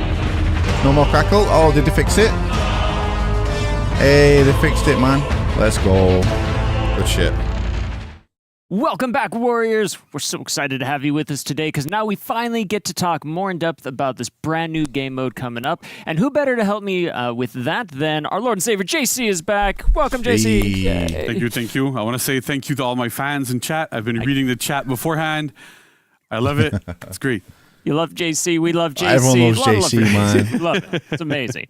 Yeah, especially like some of the Reddit memes too. With the oh yeah, that was awesome. Fix the that was really, really awesome. Yeah, I'm loving it. So, and also joining us on the couch, Catherine as well from our UI team. Welcome, Catherine. Thank you for having me. Of course, yeah. Thank you for being here. You know, again, we have a lot to talk about with this this new limited time game mode event. It's very exciting. So let's just dive into these details. Yeah. JC, you want to kick things off? All right. So it's already been kind of spoiled, but it's okay. It's okay. So this new mode is called Last Hero Standing, right? So as you've been seeing a little bit in the trailers and stuff, people have been talking about it. It is a 1v1v1 game mode, right? It's a free-for-all. It's a big callback to what we had in the trailer for the at launch. You know, where you had that warden that can say that raider fighting over resources. So it's a big callback to this. This is so sick, man. We really wanted to keep that feeling of there's that war going on between those three heroes. You can pick anybody you want, of course. You know. Oh, dude, I'm gonna get ganked so hard. We had a ton of fun. Content creators are gonna get fucking wrecked. It was amazing. It's going to be available from March 14th to April 4th, if I can read the notes right, so that's good. Yo, look at the new Warden animations. So the rules of the games are pretty simple, right? It's 3 players. Look at the new Warden animations. Kind of like what we have in duels, for example. The first player to win 3 rounds wins the match. And then it's literally, the first one to win wins. And that's good. Yo, right? So you have to beat new the other Wardens. players. Very, very important parts as well. It is solo queue only and only in matchmaking. We're trying to make this like as easily accessible as possible. I know some players want like some specific things with this, so play it as much as you want. It should be super cool. And I know, like, I remember when we were playing it like on the floor and stuff. Like it's super interesting, right? Because it really feels different. It's familiar, but it's different. Having that third player that you fight against this makes already. a huge difference. Yeah, I remember we were talking about it a little bit earlier, but We were playing this with Andrew, that you've seen. That people know who Andrew is at this point, but sneaky. Andrew is like super sneaky, hiding in a corner, trying to do stuff, tries to I lull you love into a these devs, false man. sense of security. Yeah, let's go gank this person, and turns around and kills you. Always super fun. But honestly, it's a lot of fun. It's a very, very interesting game mode. We had a blast playing it, making it, everything. So I'm super excited. I can't wait for people to play it. Yeah, absolutely. Same here. It was a ton of Can't fun. wait. Really exciting. And again, next week, everybody at home, you're going to get a chance to play it. It'll be live for 3 weeks. But that's the high level of the mode. But there was honestly like a lot of work went into just If making they this a recognize you, reality. you're And Catherine, toast. I I know a lot of that know, was on your I side know. too. Which is, can you I'm help getting ganked walk so us hard. through like what went into bringing this to life? Yeah, why is the UI girl here to talk about mode? This is basically. I didn't want to say that, but I mean. Yeah, there's a lot of technical implications into adding a third player, which is essentially adding a third team, if I want to say it, For Honor. And just if you think about our menus will bring forward what's behind. Man. So our entire menu was always attackers versus defenders, team 1 versus team 2. So when the This game has design so much team were potential like, for hey, you future remember that things as trailer well. we wanted in a game mode and we want a third person, it's like cool, breaking every UI screen. Let's go, bro. So that meant a lot of work, but also we tried to balance it out in a way that we didn't have to refactor every menu screen or anything because we wanted it to feel familiar. Especially for like a time game mode event, you don't want to go into a menu and figure out like, where do I go to pick my hero? We wanted to keep it very clean, but have this idea of the triangle. Like the fact that you don't have two opponents against you, you have two opponents that also face each other. So we think these subtle changes that we made for the hero pick, the lobby, and also the face-off, like even the face-off. We didn't want to do a custom face-off because we were bringing back the nostalgia of the look and feel. So we wanted to just try and make it feel like that triangle. We think we got it right. Yeah. Like you really feel like you're looking at this, right? And they're not teamed up together at all. So it really you really get that feeling of I'm playing against two other people that are also fighting each other. That's great. Exactly. I'm so happy right now. I really am. But also, adding a third team means changes to our team identification system, which is dynamic because I don't know if players have noticed, but you're always blue and the opponents are always orange. So now we needed to add a third opponent that's going to be purple, and that third opponent needs to always be purple. So it's a very dynamic thing. We needed to add a new icon because I'm kind of disappointed it's only 1v1v1. Things like that, and I think it works out well.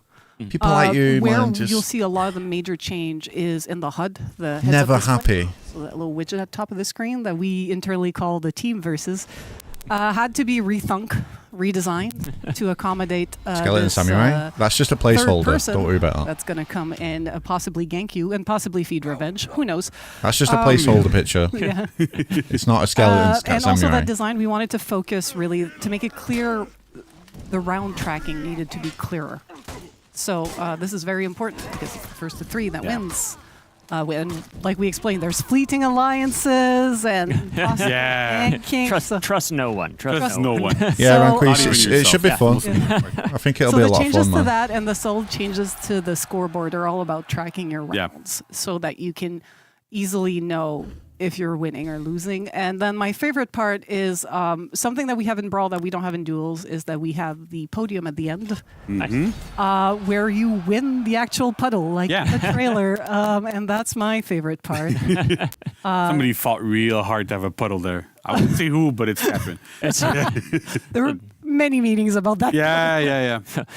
More than you might assume would have. It's a lot of discussions about the puddle, but yeah. But I'm glad it's there. Yeah. So a big thank you to my colleagues from Gameplay, from Online, our UI programmer, Michel, that work with me on all of this. It was a big labor of love, and I'm happy how it turned out. I think we found a great balance of getting that nostalgia and building new things where we needed new things. Yeah, that's great. And I really want to make sure like we thank the whole team, everybody that's worked super hard on this, especially you. This would not have been possible specifically without you. So really, thank you very much. A ton of people worked on it, and like from gameplay, from code, from like UI, like you, like a lot of like moving pieces had to be kind of put together for this to properly work. might sound simple on paper. Yeah, okay, just had a third team, or hey, it's a Guardian, whatever. But it's not that simple. So there's a lot of complexities behind it, and I'm super excited. Can't wait. And I want to see people. I'm gonna look at our data. I want to see people playing this all day, every day. Yeah. I want to see. Oh, it. you fucking know it's I will be, amazing. JC. It's super fun. Yeah. I think You know I will be. because one of the things people might not know is that like a lot of the times we play stuff the entire floor, the entire dev team, right? And from my memory, I've been here for 6.5 years ish. This is the loudest I've heard the floor in a long time. When we were playing this, everybody was hype. Everybody was screaming. Yep. It was Screaming so at much each other across the Yeah. floor, like, It you was amazing, ganked honestly. me! Like, yes, I did! It's so much fun. Like alliances, people are getting mad at each other, all sorts of good stuff. It was a lot of fun. So I'm really hoping that everybody plays it quite a bit, enjoy it, have fun, and give us feedback too. Who knows? Please. Maybe, there's things that can be better, things that can be worse. I don't know. So let's see how it works. We want them. But yeah, no, it's great though. And again, thank you. And again, like it feels good. So Catherine, thank you to you and your team for everything on that. And so look forward to that. Again, limited time game mode event from March 14th through April 4th. On top of that too, if you're playing along that time, we're going to have a free event pass also available. Yeah, so JC again, seems in completely good, free. very It's good going to line up spirits. nicely with the new It's battle nice to see. pass, the new legacy pass, or the returning one there. So you're going to get a chance to unlock some cool new outfits, new mood effects there. We have a new battle outfit, Ancient New battle Unity. outfit. So that's been quite pretty nice. slick right there. We also have a new ornament, Golden Unity. So a lot of Unity here, which is great. And a new mood effect, Knights United. So a big, callback to that's the cool. Night season going on here. So it's okay. We'll let Shigoki have that one. And we What have did I miss? also, Dude, you missed a lot. some new weapon sets too in honor of this fucking lot. event going on. So you'll be able to loot these as well. And Bro we'll just do a joined. little What did I sneak peek miss? Here, but you'll see Bro, you missed more on these weapon sets everything, man. in a little bit after the transition here. So yeah, I think that covers about it for Free this for all segment here. mode. So Warden there hero it is, skin. folks. Look forward to Rep that next 80 week. It's going increase. to be great. JC, thank you so much for being here to talk about that. Catherine, thanks to you as well. Again, it's going to be so much fun. Really looking forward to it next week. So good stuff. Yeah. So everybody at home, stick around because we're going to be back to talk more about some upcoming cosmetics for this After season. we go fight all three of us together. The three of us, yes, That's gonna yes. be good. That's gonna. We got it. All right. All right. Cool. We'll be right back. Damn. Oh, new skins. Let's go, man. Hey, those are clean. What the fuck? Wait, those are actually that's clean as fuck.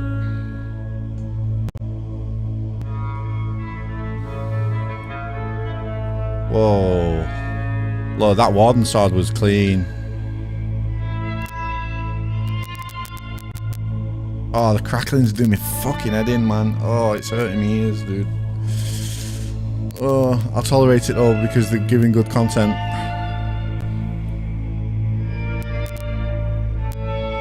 I love the music too. If it was without the crackling. But yeah, the music's just it's just beautiful. Fucking beautiful, man.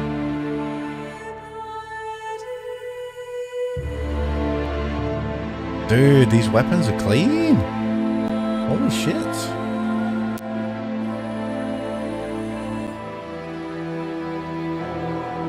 Just joined. What did I miss? Bro, please. You missed everything.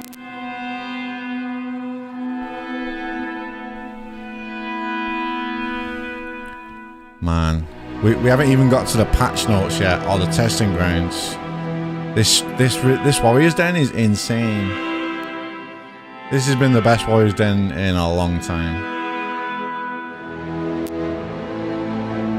God, you have no idea how fucking happy I am, man. New Warden skin, new Warden animations. Rep 80 as well with a new material. Oh my fucking god. I'm really gonna try and get like world first Rep 80 Warden. I'm just not gonna stop streaming and playing. I'm just gonna go full Mr. Sheep and try and get it. I'm just gonna channel my inner Mr. Sheep and just go hard. It's only 10 reps. I can do it, man.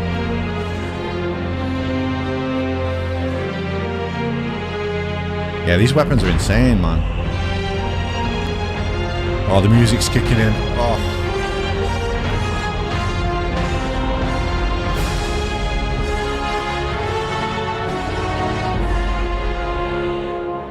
I'm missing the skins. Hold on. Havok brings Zanny back. Yo, this season actually might bring Zanny back. Like, for real.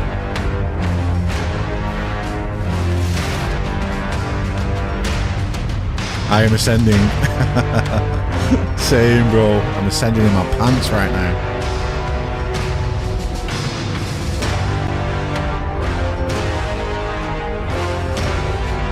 Oh, this is amazing. Holy shit.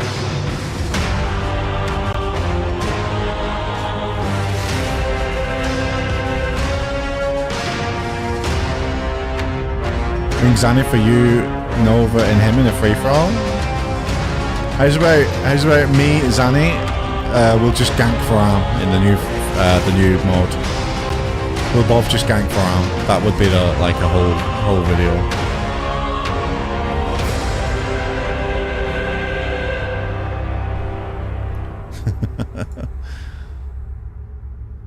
Dude, I'm actually so happy, like, seriously. I'm so fucking hyped for this season. Oh my god. I'm so excited, dude.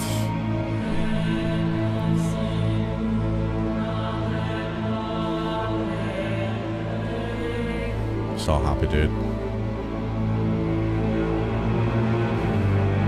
Yeah, Pirates looks clean as fuck. They all do. They're all insane. They're all insanely good, man.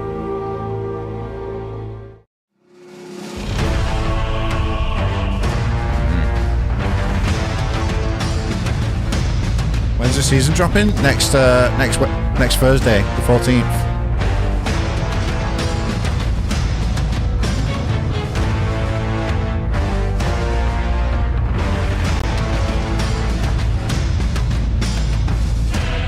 And we're back. I'm back. Nolan's back. We're all back. You guys are back. Year 8, Season 1, we're going to talk some cosmetics. We're going to be talking about everything that makes you beautiful, baby. Inside and out. So, of course, we got a new Battle Pass for this upcoming season, as well as the Legacy Pass with some retrofitted items. So, let's go over the Battle Pass, which is available starting on March 14th. So we've got, we've talked a lot about seasonal narrative so far in the show. So you'll see that represented here in the offerings for the Battle Pass. That kind of struggle over resources, ruined world, as well as like the knights struggle for their values of chivalry and honor, and defending the weak and all of that right before they ledge you. Mm-hmm. It's an honorable legend. Yeah, all those callbacks to the original trailer of the three warriors fighting over scraps from the table. So some of the items from the Year 8 Season 1 Battle Pass we've got 2 battle outfits. Do we have assets for these? Here we go. We've got an ornament, archaic rivalry, as well as mood effect, the archaic Kensei. Oh, what's going on here? This one. This is yeah. I do want to call out, these do actually fuck. My bad. your color palette. Oh, look at that.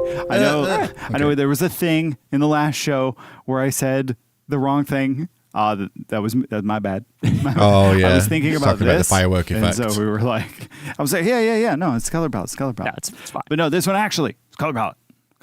Promise. You can quote him on it. Yeah. Promise. If I'm wrong, I'll do something embarrassing.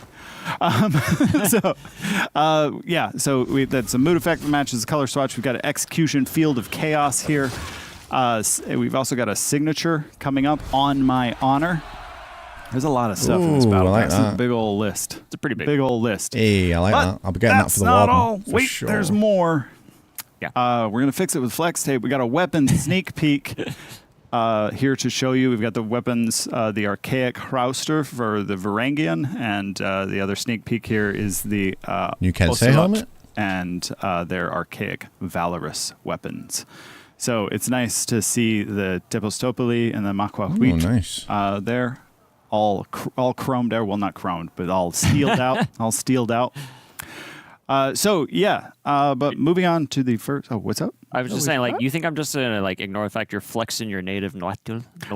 Bro, I didn't spend a week everywhere I went, sitting in the back of Ubers, just being like Makwahuit, to not flex it. I put in the work. I earned it. So, moving on. First ever Legacy Pass that we'll have. I just love this key art, but the Year 4 Season 1 Legacy Pass will be available at the start of Year 8 Season 1, which again, if you haven't memorized it by now, it's March 14th. March 14th. But desktop jump scare. Yeah. So we've mentioned it a few times, but just to kind of like reiterate quickly, this is just the idea that we're bringing back some of the original battle passes. They're going to be available kind of like season per season. So Year 8 Season 1 is going to match with Year 4 Season 1, and then in subsequent seasons we're going to kind of follow that cadence as well. So it's just the goal to again be able to bring some of this amazing content that we had created back in these battle passes and make sure that all the new heroes can have that content as well. Quickly. So it's again the progress is simultaneous. If you already had that battle pass in the past, you made progress on it. You don't lose anything. You just keep going from where you left off. And if you even finished it, there's a tier 101 that's going to have like all the retrofit content for every hero that's been released since. So it's a lot. But yeah, so that's the big thing on this too, is we want to make sure that none of the new heroes are left out of this. So the retrofits are made for the new heroes as well. I'm looking forward to that. There's been some content I've needed on my Warmonger. The work never stops. Yes. So that'll be going on ends. There. I think we have a Legacy Pass retrofit video. Yeah. Or is that what was just playing? Okay, they nailed it. Max was on it. I was in my own little space there, which is most of the time. It's me most of the time. Well, here it is again. But yeah, we got a bunch of other stuff coming. We got a battle outfit, the Herald of Wyverndale. As you can see here on the lovely Warmonger, as well as the mood effect that comes with that here on everyone's favorite Magi. Dragons. Yeah. Favorite of one, right? As Steph said. So we've also got returning the Daneslef Execution, and this will also go to the Outlanders as well. And then we've got a bunch of signatures coming at you. The first of which is Lethay's Fate. Yep.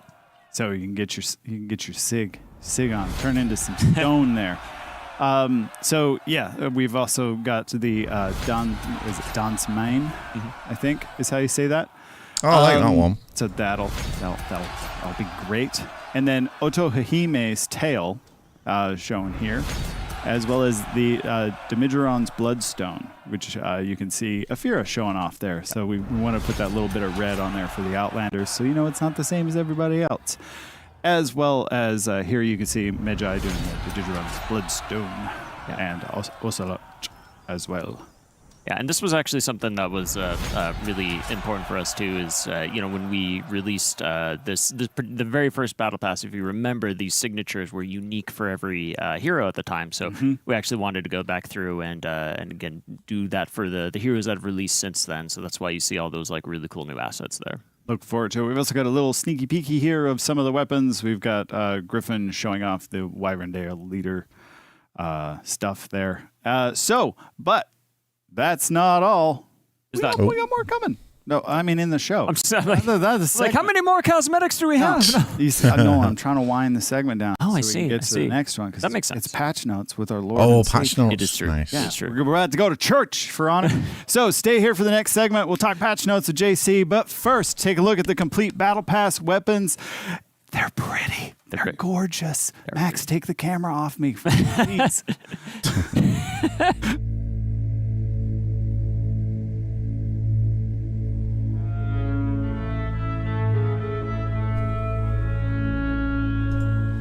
Oh, what the fuck? These are clean as well. Holy shit. Dude. Wow, they actually cooked with these fucking skins, man. These weapon skins. Whoa, look at that shield. Oh my... Yo, what the fuck's going on? Bro. Why is it done... Yo, quick. Emergency switch to YouTube. Okay. Twitch is so fucking shit. I hate it. I genuinely hate Twitch. Fuck off, Twitch. You're pissing me off.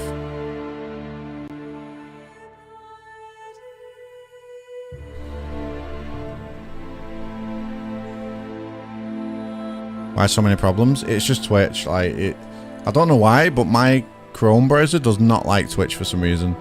So I'm just going to watch it on YouTube. It's just much cleaner. Did Warden actually get changes or just animation changes? Well, he got animation changes, but we don't know if he got changes yet until they show the patch notes, which is next. Patch notes is the next thing that's coming up.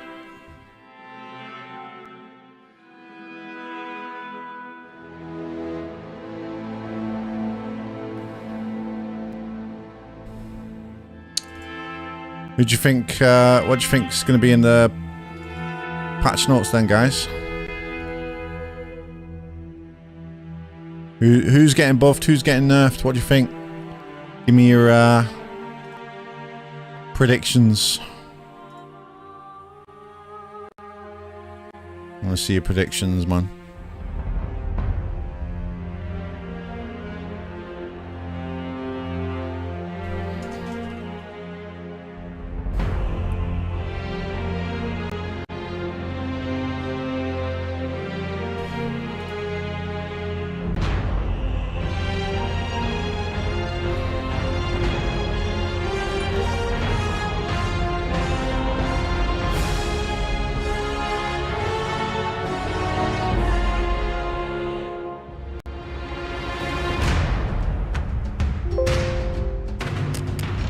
Weapon skins are crazy, man.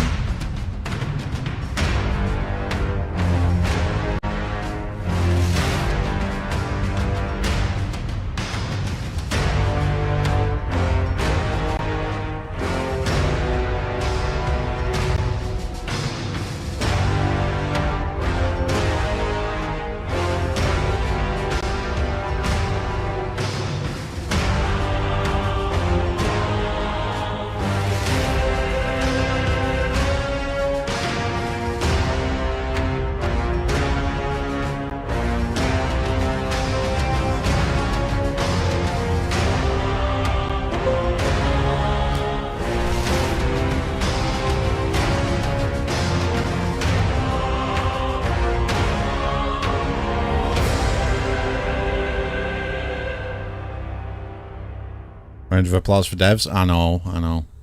Honestly, they just absolutely fucking knocked it out of the park. We've not even got to patch notes and fucking testing grounds yet as well.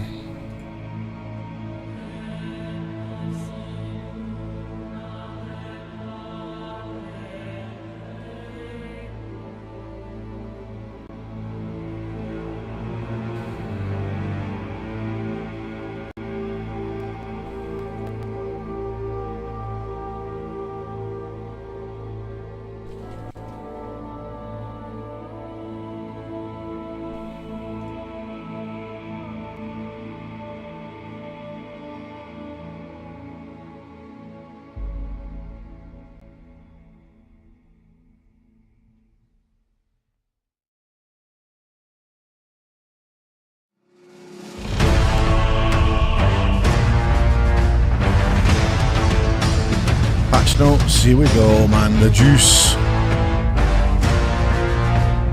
Got some juicing coming. Warden buff, please, JC. I'll add a rework. Welcome back, Warriors. That was a really cool weapon segment. I love those weapons. They look so good. Yeah, I love the Mac. Patch notes, man. Yeah, Let's right, go. Brian. I'm not even trying to pronounce that. It doesn't work. I practice too, though. Yeah, know, that's like, good. Like, not the only one who practiced, Brian. Okay. But yeah, JC, welcome back. Thanks for coming back. I'm happy to be back. Well, good, because we have some patch notes to talk about today, right? So there's a couple of things we're gonna go first, right? So we gotta have a word on what we're gonna be doing in the patch notes. So we have Peacekeeper and Magi reintegration. Okay. Ooh. Highlander, unfortunately, did not make it in this time.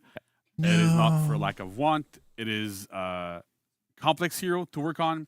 No Highlander. And so one of the things I want to make sure is clear for everybody, because I know it is for us, but whenever we do a testing ground, so the work involved in creating a testing ground is massive. It's a lot of work. You know it quite well. I'm aware. And so once we do actually go into testing grounds, when we come back, we have to make a lot of decisions. What do we keep? What do we, if there's things we keep or we get rid of, Freeze will be happy. Reintegrate the data, right? So it sounds like it might just be, hey, yeah, it's a click and it's done, but it really isn't a click. So we're able to get Peacekeeper and Magi. Great in time, that's good. But we have to keep in mind that we have to redo bots, we have to redo tactics, a bunch of different things. And so because of that, like we want to take a little bit more time with Highlander, make sure everything was great, going in great functioning order. So Highlander will be coming in Title Update 2 for Year 8 Season 1. Cool. So in the meantime, you can have Peacekeeper and Magi. Great stuff. Super Highlander next to you. And the other thing I want to mention, because if people are wondering, did you know this is live? I think we're live, right? We're live, yeah. Right? So, because I've been seeing people think like we're recorded and stuff. So, let me prove to you that this is live. Uh-oh.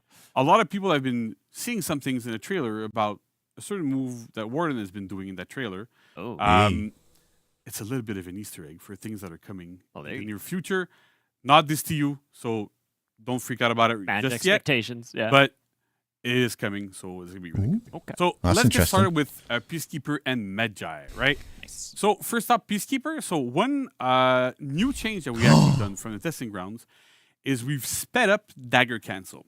It used to be at 400 ms, and now it's 366. So it doesn't seem like much, but in terms of reactability, it is way more difficult to react to. That one little single frame there, plus the fact that we've also adjusted the parry window for it to be 166 ms instead of 200. So normally the parry window is like it starts at 300 ms before the attack lands, and it ends 100 ms. Now it starts at the same time, but it ends at one frame earlier. So with those two little frames there, should make dagger cancel a lot harder to parry, a lot harder to kind of deal with and react to. So that's kind of like the big change that we've done here. But That's you also big for notice Jules. this list, because I'm sure you've read it. You know, people are reading it already because they're getting ahead of me, which is fine. The bash that we had added for Peacekeeper in the testing grounds, we are not keeping it. And Good. so the initial intent was for shit. that was that we wanted to make sure that Peacekeeper had an option to really initiate her bleeds from external, but not necessarily to have a 1v1 tool specifically for this, because dagger cancel worked mostly against most players. At this speed, it should work against everybody. You just have to throw sides and you kind of have a mix-up for top there. So in 1v1s, it works. So we didn't want to give her an extra bash on top of this and make the usefulness of dagger cancel just lower, right? So we want to make sure that she still keeps that uniqueness with dagger cancel. That's keeping nice. those options. She's a hero without any bashes, which is something that's quite unique in For Honor. We have very few heroes that don't have bashes. So we decided not to keep her front dodge bash, and then see where the cards are going to fall with these changes, see how things go. We still have a whole year ahead of us. That's right. Looking forward to playing some PK. Yeah, so we'll see where that goes.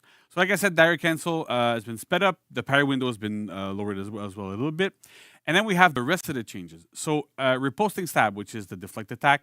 You now do it with the light attack button instead of the heavy. Basically, whenever she bleeds somebody, which this is an attack that bleeds, she uses her dagger. Daggers are always on the light button. Makes sense to be on the light button. I know some people, at least one, super psyched about this. We've met him a couple, couple months ago, so that's good. So really, really good. Zone attack, first hit now costs 20 stamina, down from 40. The second hit is unchanged, but at least now you have nice stamina economy there. You can throw those zone attacks a little bit more often. So that's great. Deep gouge and then stabs after guard breaks no longer require strict timing to perform. So there's good and bad to this, right? So the good part is that it's easy to just mash and it'll come out every single time. That's great. Good changes. But specifically for the ones after guard break, if you mash, it makes the stab into guard break much harder to do. Kind of like what we have with Sickle Rain on Shinobi, where you line the Sickle Rain, you do 2 stabs, and you backflip, and you go into stuff to get different advantage. So it's kind of like the same for this, right? Where it's easier if you want to mash it, but if you want a guard break throw, then you have to really time your hits still properly. So it's a buff, definitely, because it makes it easier. It's not a skill that we're having super strict timing is really important. We have it on parries, on a bunch of things. It's not really necessary here. So by making this, we want to make it more accessible, easier for players to kind of get the grips on, but still have that little bit of a skill advantage of, I know I just need to do 2 hits. I can't just buffer them. You have to make sure they're timed properly at least, so that you can get those good follow-ups, those good punishes, but it's not super hard to do for a lot of players. And then finally, the side openers and finisher heavies, we've adjusted their weapon trajectory. So they match the weapon a little bit more, And they also go a little bit further out than the weapon just to make sure that she has an easier time hitting people externally. So if you're playing Peacekeeper, like, on live right now, and you're trying to throw those side heavies, it's very hard, bordering on impossible to hit The people. trajectories are It's very, very difficult. buffs are So with this interesting. change, you're able to hit them a little bit more reliably, lets people get off of you a little bit easier. Careful if there's a engine nearby. But still, like, it really helps the hero in those like outnumbered situations. It's not a massive buff, but it's enough to be noticeable and to make sense there. Interesting, man. And then we have Medjai. So Medjai, if you've played the testing grounds, there's one change here that you love. That I don't think I've seen anyone not love it. So that's great. It is Medjai's new attack, which is Nomad Swing, right? So you do it by pressing zone attack after any non-finisher attack. And so when you do it, it's a 500 MS move. It's a zone attack, hits everybody around you, costs 12 stamina, deals 12 damage. But more importantly, switches your current weapon mode while keeping you in your chains. Yeah. So you can be, for example, in staff mode, do light, zone, into another light, and then you're going to do when you get into axe mode, you're going to do the light attack, like the light chain in axe mode. Yeah. It counts as a heavy, like Medjai's other zone attacks. So if you do the same, you do like light heavy into heavy finisher, for example, if you go from staff to axe, then you're going to do that unblockable finisher afterwards. So it's really a big thing of giving that flexibility to be able to switch modes while you're attacking constantly. Yeah, it's pretty much just the testing ground changes. It's Nothing very else. useful in situations where because we designed Medjai in a way that we really want to have like staff mode is the group fight mode and axe mode is really the 1v1 mode. But then there's a lot of times where you're in a 1v1 and then one of their allies comes around. You're like, oh. And then to go from axe to staff, you had to stop, do backward guard break, to switch modes, to do that sort of stuff. So with this, at least, you're not forced back to neutral to get into the mode you want to be. Right. So, and same if you manage to kill, one opponent in staff mode, and then you want to go into axe, you can do it. Great, works really, really well. It's amazing. Nice. We've also done some slight nerfs to staff mode. So the light, chained, and finisher attacks in staff mode no longer have uninterruptible properties. So we kind of remove the armor on these to make sure that if you're in a big group fight, if like you fight, there's a Medjai in front of you, and there's like 3 of you around, and he's attacking other players, we want to be able to have that peel option on this hero, right? Yeah, he can still throw lights and make sure like he kind of covers specific sides, but he can't cover every single side every single time. And having those attacks no longer having armor means that he's easier to peel. We know that in staff mode, Medjai is very strong. And so by doing this, we also want to like bring a little layer of, you got to be smart and you got to know, what am I going to do? If you need that extra safety, you can throw a second heavy after your heavy, and you're still going to keep your armor because the heavy finishers still have it. It's literally only the lights that have lost it. So it's a question of, what do I sacrifice to keep my momentum going? And it's a theme that we're also putting towards with the last change, which is for axe mode changes. So the light finishers are now undodgeable, and they also have a bit more forward movement. And so we really needed to have like a way to have undodgeable in Medjai's axe mode kit, because there's situations where you could land a bash, get a guaranteed chain light, and then any option Medjai had there, whether it was bash, whether it was light, whether it was heavy, was dodgeable on the exact same timing.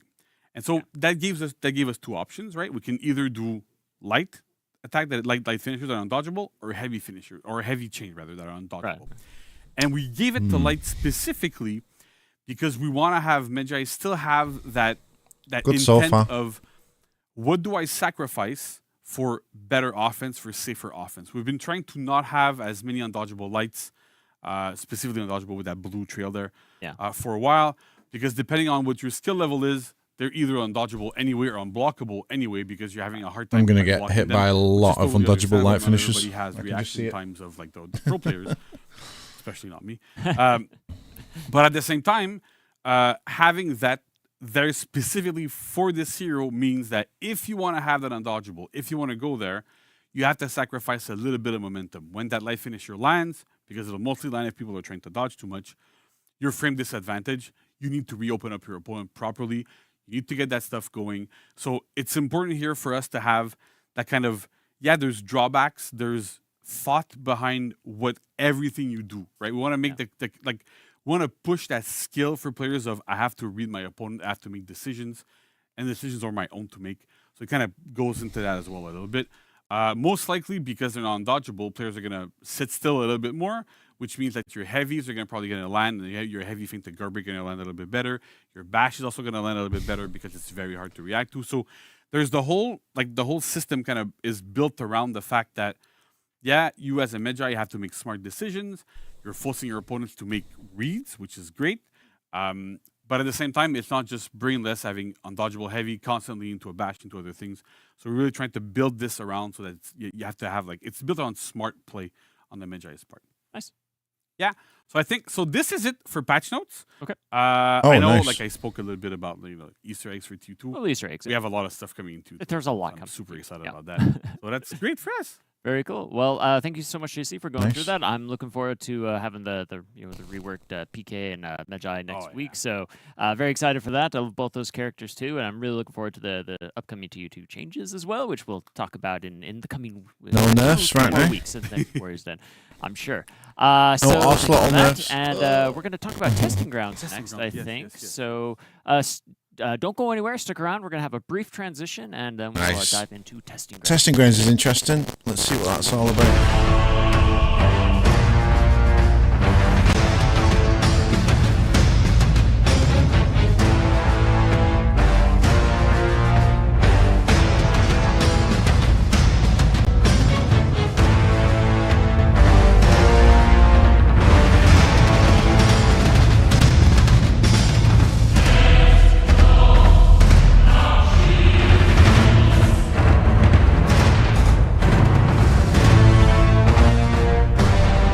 Is that better?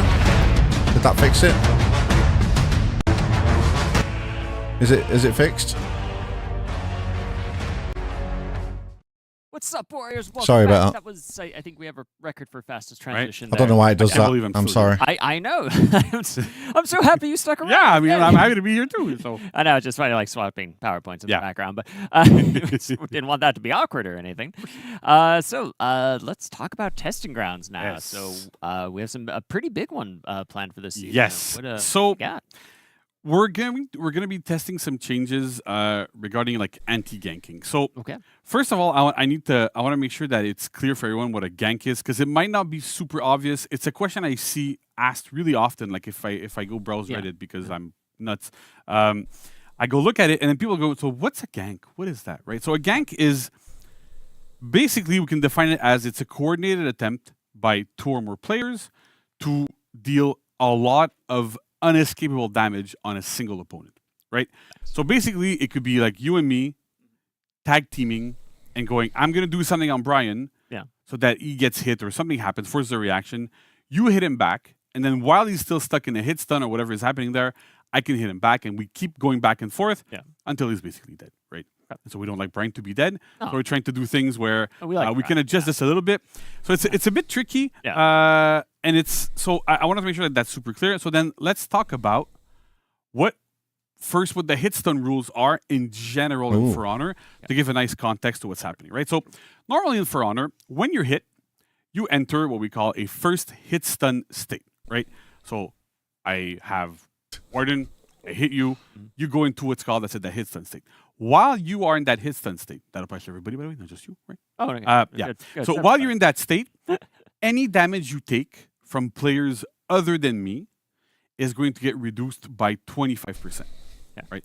If I do combo hits like with a Roach here or with Warden or whatever, you still take the full damage from me. That's great. But from any other source, it's reduced by 25%. Gotcha. In addition to this, if you are hit by another source while you are in that state, you enter what we call the second hit stun state. And while you're in that second hit stun, you take 75% less damage from everyone, including me, even though I initiated the first attack. Yeah. And you also gain uninterruptible and can't be pinned, right? It's a combination of defensive abilities that players call super armor. We're in a state where you're borderline invulnerable, right? You take a lot less damage. You can't get pinned. None of these things happen. Nothing even flinches you, right? You just stand still. Every time you get hit, there's that white flash that appears on you to kind of signify that the kind of armor is on.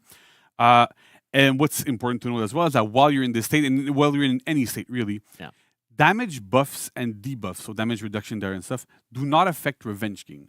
So even if you take 75% less damage, you still take full revenge for these attacks. Yeah. So if you're going to take an attack that deals 100 and you're in that state, you're going to take 25 damage, but you're going to gain 100 revenge. Gotcha. Yeah, no Right? more, That's no kinda more like, that's insta the kills. gist of it. That's how it works.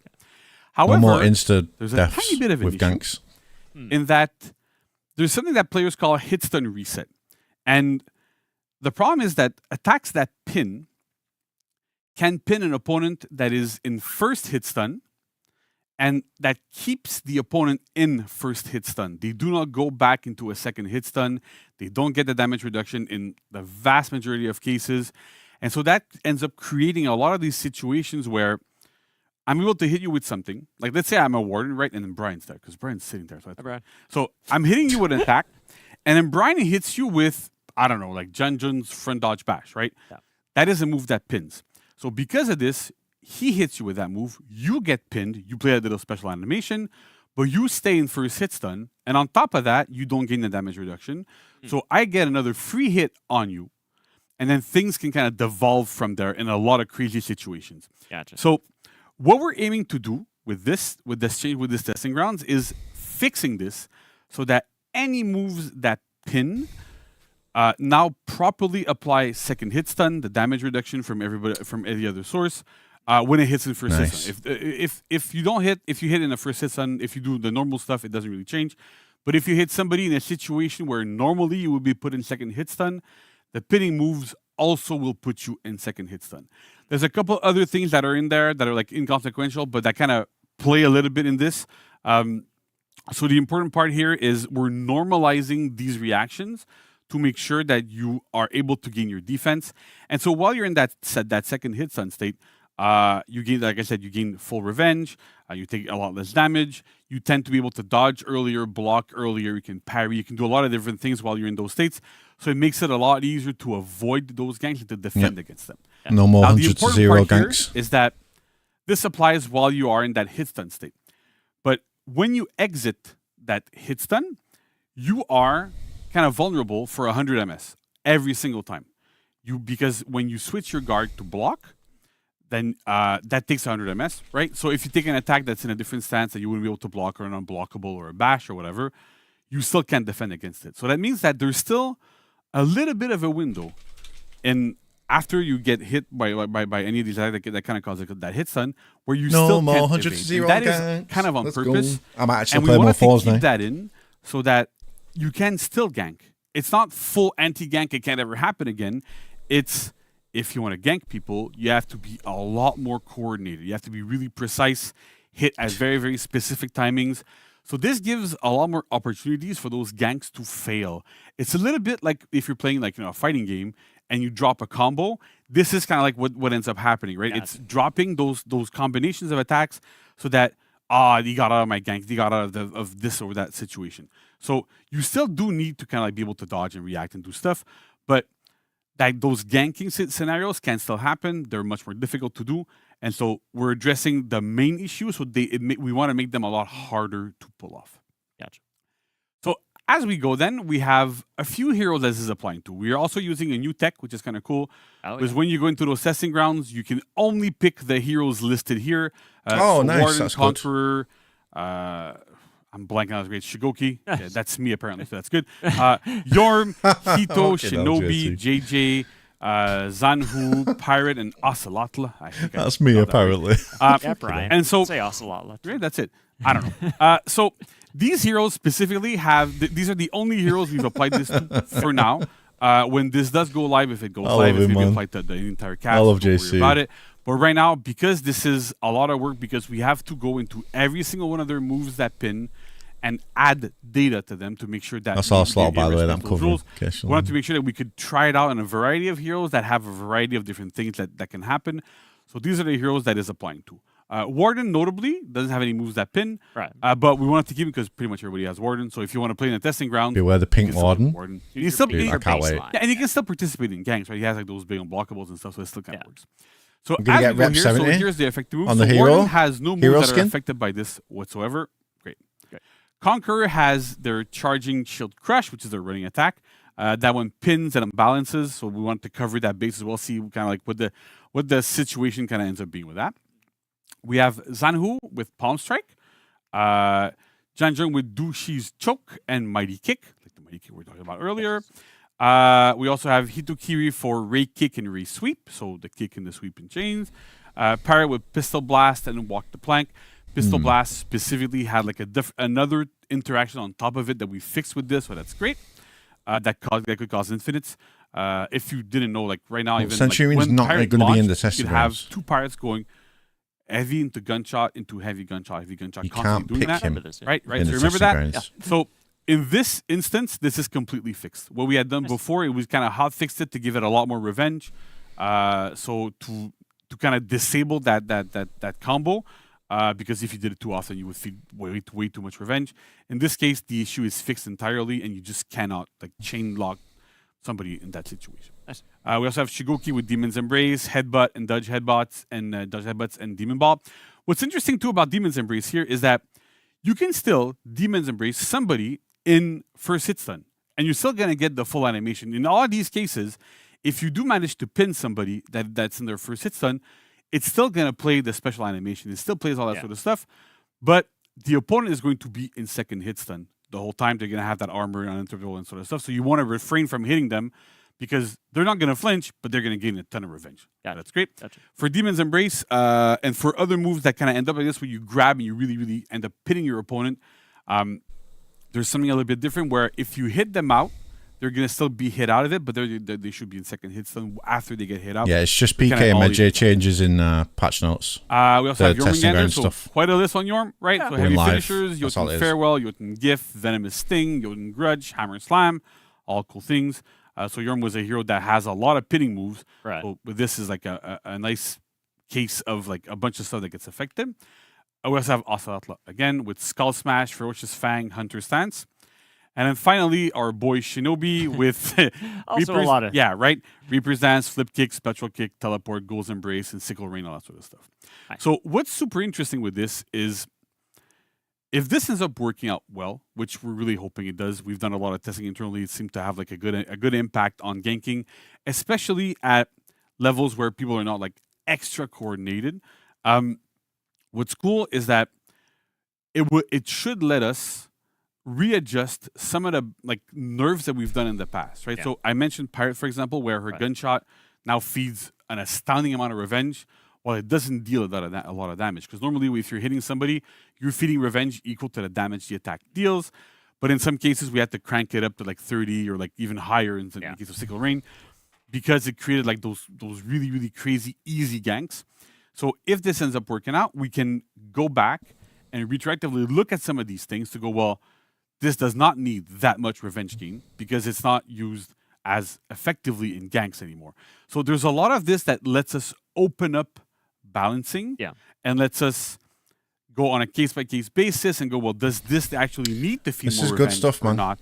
And we get to the point where we were before. So you're not disadvantaged, like not disadvantaged, but you don't have that feeling of, I don't want to throw this attack because I feed way too much revenge.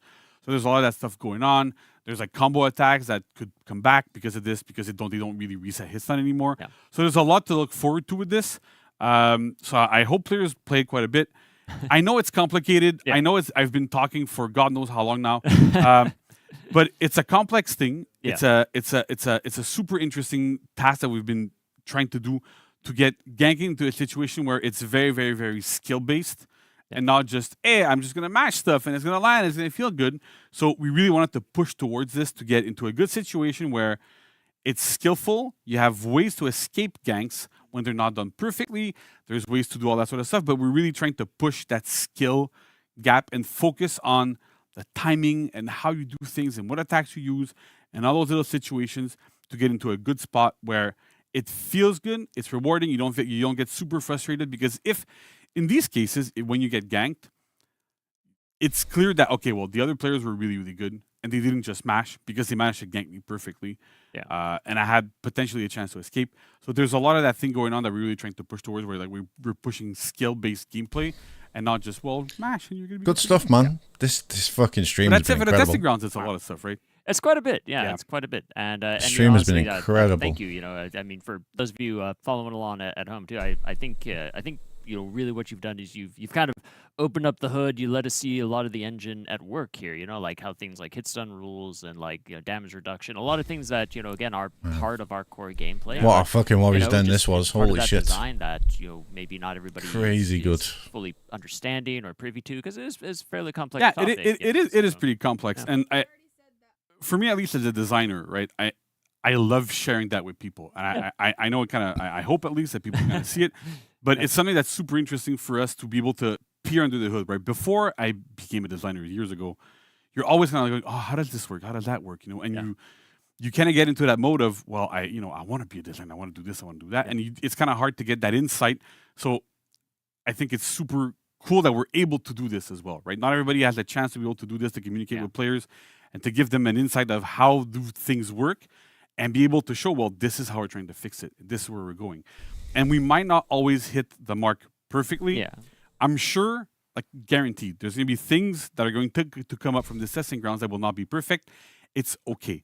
And it's okay to tell us, this doesn't work, that doesn't work, that doesn't work. That's great. That's what we want to hear. Right. Because ultimately, if the goal is what you'd like to see as a player, but there's things that maybe there's edge cases that we haven't noticed, because we're all human, right? We always say this, but we're always human. If there's things that we haven't really noticed, tell us, let us know. Yeah. If you like the concept as a whole, but there's issues in a couple places, tell us, I love this, but there's this, that it doesn't work. I don't think this should do this. I don't think that should do that. Give us all that feedback. We always go through it. Like, you've seen the reports from the survey and all that sort of stuff. I've seen them as well. They're pretty hefty. Yeah. We pour through them. We look at everything. Yeah. We're like, like usual, I'm always on Reddit, so that doesn't help. But I look at like a lot of different sources of feedback, but everything counts. And like I said, even if you don't like something, tell us. If you like something, tell us. If it's like, whatever, tell us. Just talk to us as much as possible. We're very lucky to be in a situation where we have that direct contact with players, right? It's indirect-ish, but still, we're still able to see all these things. And for me, it's very important as a designer, because that's how we grow, that's how we get better, and that's how we are able to keep this game alive. Like, we're in our 8th year. Yeah. You've seen the Vision video, right? Yeah. We have 35 million players, a lot of really cool stuff. We're keeping going. We're like, there's 2 new heroes this year, a bunch of hero skins, a bunch of stuff. This is all possible because our players are there. We're able to talk to them. We're able to communicate with them. And we're trying to do the best that we can towards, like, to making sure the game is great and enjoyable by everybody. So I'm super psyched. Awesome. I can't wait to get more feedback on this. And that's it. I'm going to stop talking now, because totally. Probably people are going to want to kill me. No, it's fine. But yeah, thank you so much, JC. Super interesting. So Testing Grounds will be live starting March 21st. We'll run through March 27th. March so again, 21st. Check it out. Again, mark this as on the VODs. Come back, rewatch it a couple times. Yeah, I've seen the new animations. On what to be on the lookout for, but try it out. Give us your feedback. Fill out the surveys at the end of it. We absolutely appreciate it, and we read everything. Yeah, I saw the new modern animations. Can't wait. Give us that feedback, y'all. Okay, wow, so that's that stream was segment. fucking Jason, incredible. Thank you so much. Appreciate it. Warriors, stick around because we are coming back in just a minute with our wrap up and outro for the show. So don't go anywhere. Brian's not dead. It's okay. Brian's fine. He's fine. He's fine. Okay. All right, Twitch chat. I'm gonna raid CC on Twitch. And then I'll watch the wrap up on YouTube. But on Twitch, I'm going to throw you guys over to CC because she's super cool, and she's probably going to be playing For Honor afterwards. So I'm going to throw you guys over there. Go and say hello to her. Really nice person. So yeah, show her some love. Thanks for watching, guys. But I'm not going anywhere. I'm not going anywhere on YouTube. Okay, YouTube guys, chill. We're going to watch the wrap up. Because if I don't watch the wrap-up, then Brian shouts at me, so... I don't want Brian to shout at me. I need to watch the wrap-up before I go and eat my food, okay?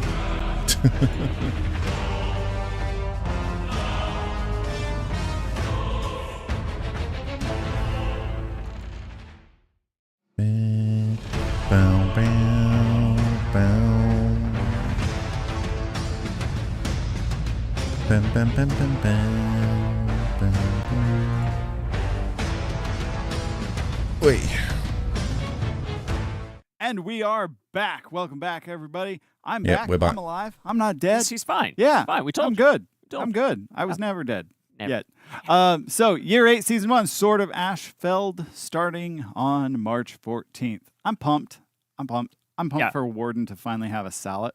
A salad? Yeah, salad, not a salad. No, salad. not salad. Yeah, Oh, okay. the helmet. Oh, okay. So, and I'm a big fan of a salad without a bever. Because a bever just catches all the sweat and spit. It's not fun. It was a hygienic helmet. Yeah. I like it. Okay. It really is. Works for me. So, yeah, I'm not a bever fan. So let's jump into the recap. We've got brand new limited time game mode that everybody in the chat was super hype about. I was happy to see that. Everybody being like, 1v1v1, this is awesome. So next week, March 14th, you can get your 1v1v1 on. It's fun to say. Can't wait, fun dude. to say. Yeah. So that'll go through April 4th, and we'll have a free event pass during that same time. So you can get stuff. I love stuff. All the stuff. Me, for one, I love stuff. So we got a new hero skin available too, which I just talked about the helmet on it. And it was really cool to see this early on, because the team kind of came to me and was like, what do you think? Do you think this is something players would like? And I was like, they've been asking to have this armor in the game since time immemorial. Or immemorium, excuse me. So yeah, hero skin looks great. I'm really happy with how they kind of glowed it up from where it was, in the trailer way back when. Way back. So yeah, but battle pass. We've got a new battle pass with legacy pass available March 14th. And then we've also got that was such a good Hero one. Fest. We've got Holy Warden on shit. April 4th. We've got Sent on April 11th. Yeah, Mr. Incredibilis himself. Like it. And everybody's favorite Stabby Bleedy Peacekeeper, April 18th. As well as a throwback event, the Rite of Champions. Ooh, nice. Yeah. Ooh, I've cool. always loved that key art. It just has such a if anyone's ever scrolled the For Honor concept art that's that's on ArtStation. Mm-hmm. There's a lot of that has that big monolithic statue vibe. I'm always a big fan. So additionally, on March 21st, we just heard JC and Nolan talk all about the TG. So I'm excited to see how the tests go on kind of stopping some of those 100-0 confirmed ganks. Yes. Yeah. Which for those of you in the chat who were missing that's what the point is. So we've also got some fun stuff for you though. We've got a selection of Community Corner videos. Community Corner, my favorite. Cheers, Chris. Let's take a look at what Hope the community Popstar has submitted in came the over last to month YouTube. and some of our favorites based on what I felt like choosing. I'm excited. So first up, we've got Never Saw It Coming. Put the Oh, asterisk next to the word toxic. Saw. I wonder that's what gonna this happen. could end in. That's it. Oh, toxic, man. Oh, I think no. the person who submitted that was like, I would self-delete if this happened. Brother, I would think. And then somebody called it 3 years ago, Nice. Wolf Dog Art Corner called Varangian. 3 years that's cool. before. It's pretty good. Before she happened. They got the helmet, right? Yeah, and then here we've got a clip of the absolute rawest bot play. Yo, there's big a bot bot out plays, let's there go. with the 200 IQ, just zooming around. Just Oh, pretty okay, good. never mind. And then shout out to Mr. Sheep Live for being the Hey. world first PvP only Rep 70 Varangian. But Hey, that's cool that they did You that. got a whole lot of work cut out for you now, Got buddy, with 10 Rep more. 80. You can't be first on them all. And then here we've got the best shield in town, which is it's everyone cool. knows is the conch with the bonk. Cool that sheep got a shout out, Sure man. it's not Varangian. That's cool as fuck. Not according to this. Okay, let's see. Oh, he's got the revenge. Oh, Bro deserves it, man. Let's see. This is where everything unravels. Super nice guy, Yeah. Mr. Sheep, Yeah, man. He's such a nice dude. Once the orange guy gets the yellow, it's over for everybody. Oh, There it is. Ooh, There it nice. is. That was Best slick. shield in town. that was slick. So Awesome. yeah, it's always fun because Nolan makes a point of never watching them don't. beforehand, and I pick them so I know what they are. Highly surprised. Yeah. So we got a lot more though coming. Yeah. So we got some content of the week. So again, we're still just finishing up Year 7 season 4. So right now, today actually, we have a Hero Fest, the very first one for Fira. Boosh! There it Oh, it is. does The Divine ledge. Precision Unique Execution available for 7K Steel. That one is I wasn't sick. sure if it ledged Yeah, on it while I was so playing a excited. favorite It today. makes me so happy every time. Yeah, I'm yeah. just like, yes! Is it going to miss this time? It's going to... No, in the face! No, because if she didn't do it every time, she wouldn't be perfect. So Exactly. there you go. Exactly. All right, so there's that. And starting next week, March 14th, don't forget, new hero skin, the Unsung Knight, available for 25k steel. There's a time limit execution, War Weary, available for 10k. What was it? Man, It's all right. we're out. We're in. We're out. We're War in. We're Weary. out. Because battle is hard, okay? It's tiring, it's exhausting, but somebody will come out on top there. I like There you that go. one. And we also have a time-limited mythic outfit, the Paragon of Hope, for 15k steel. And I love this one. I love that the cool little cow skull has glowing eyes because they creep me out, and I appreciate that. So Yeah. I like it. I like it. Yeah, anything with glowy eyes. Anything, yeah. Honestly, I'm a sucker for glowing eyes and fun content videos, Especially when it's lore. Centurion. Also Centurion. Yeah.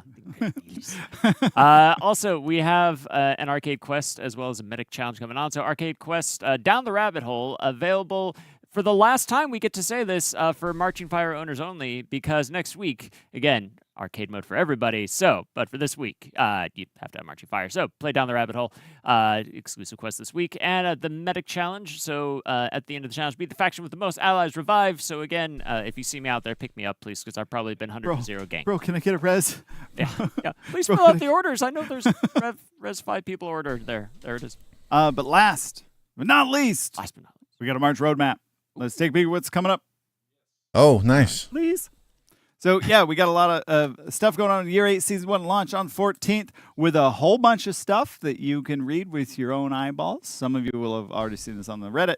21st, we got Testing Grounds, and 28th, we got Extra XP Fest. And you see all the other many things coming here in the month of March right there. So no more Hero Fest I think that's till everything. April. We've got it all. That's a lot. Yeah. It was a lot. Thank you so much at home for tuning in. Don't forget to follow us here on Twitch, because some of you don't Is that it? for some reason. Can I go now, also Brian? follow us on social media. We're at For Honor Game. Can I go on eat Twitter, food now, on please? Instagram. I'm hungry. And then and the Facebook. And for those That was a of you of fucking certain incredible age stream. demographic. And then also Call me at old? Ubisoft. Oh, no. At Ubisoft. So hyped for on next TikTok. week. So Fucking yeah, can't thank you so wait. much again for joining in, Nolan. Thank you for joining me as a host today. Cannot wait, And we man. will see you guys not only on the battlefield but on the next Warriors Den. That's right. Bye. Bum, bum, bum, bum. Alright, that was fucking sick, man. Alright, that was a fucking awesome stream, guys. Right, I'm gonna go and eat some food. And I'm gonna go and watch a movie with the missus. We're gonna watch Dune. Yeah, we're gonna rewatch the Dune movie because we're gonna watch Dune 2 tomorrow at the cinema. So I'm gonna go and eat some food and watch a film, and I will catch you all later. Appreciate it, guys, as always. Man, that was awesome. Very excited for next week. I hope you guys are too. Catch you later, boys. Have a good night. Bye bye.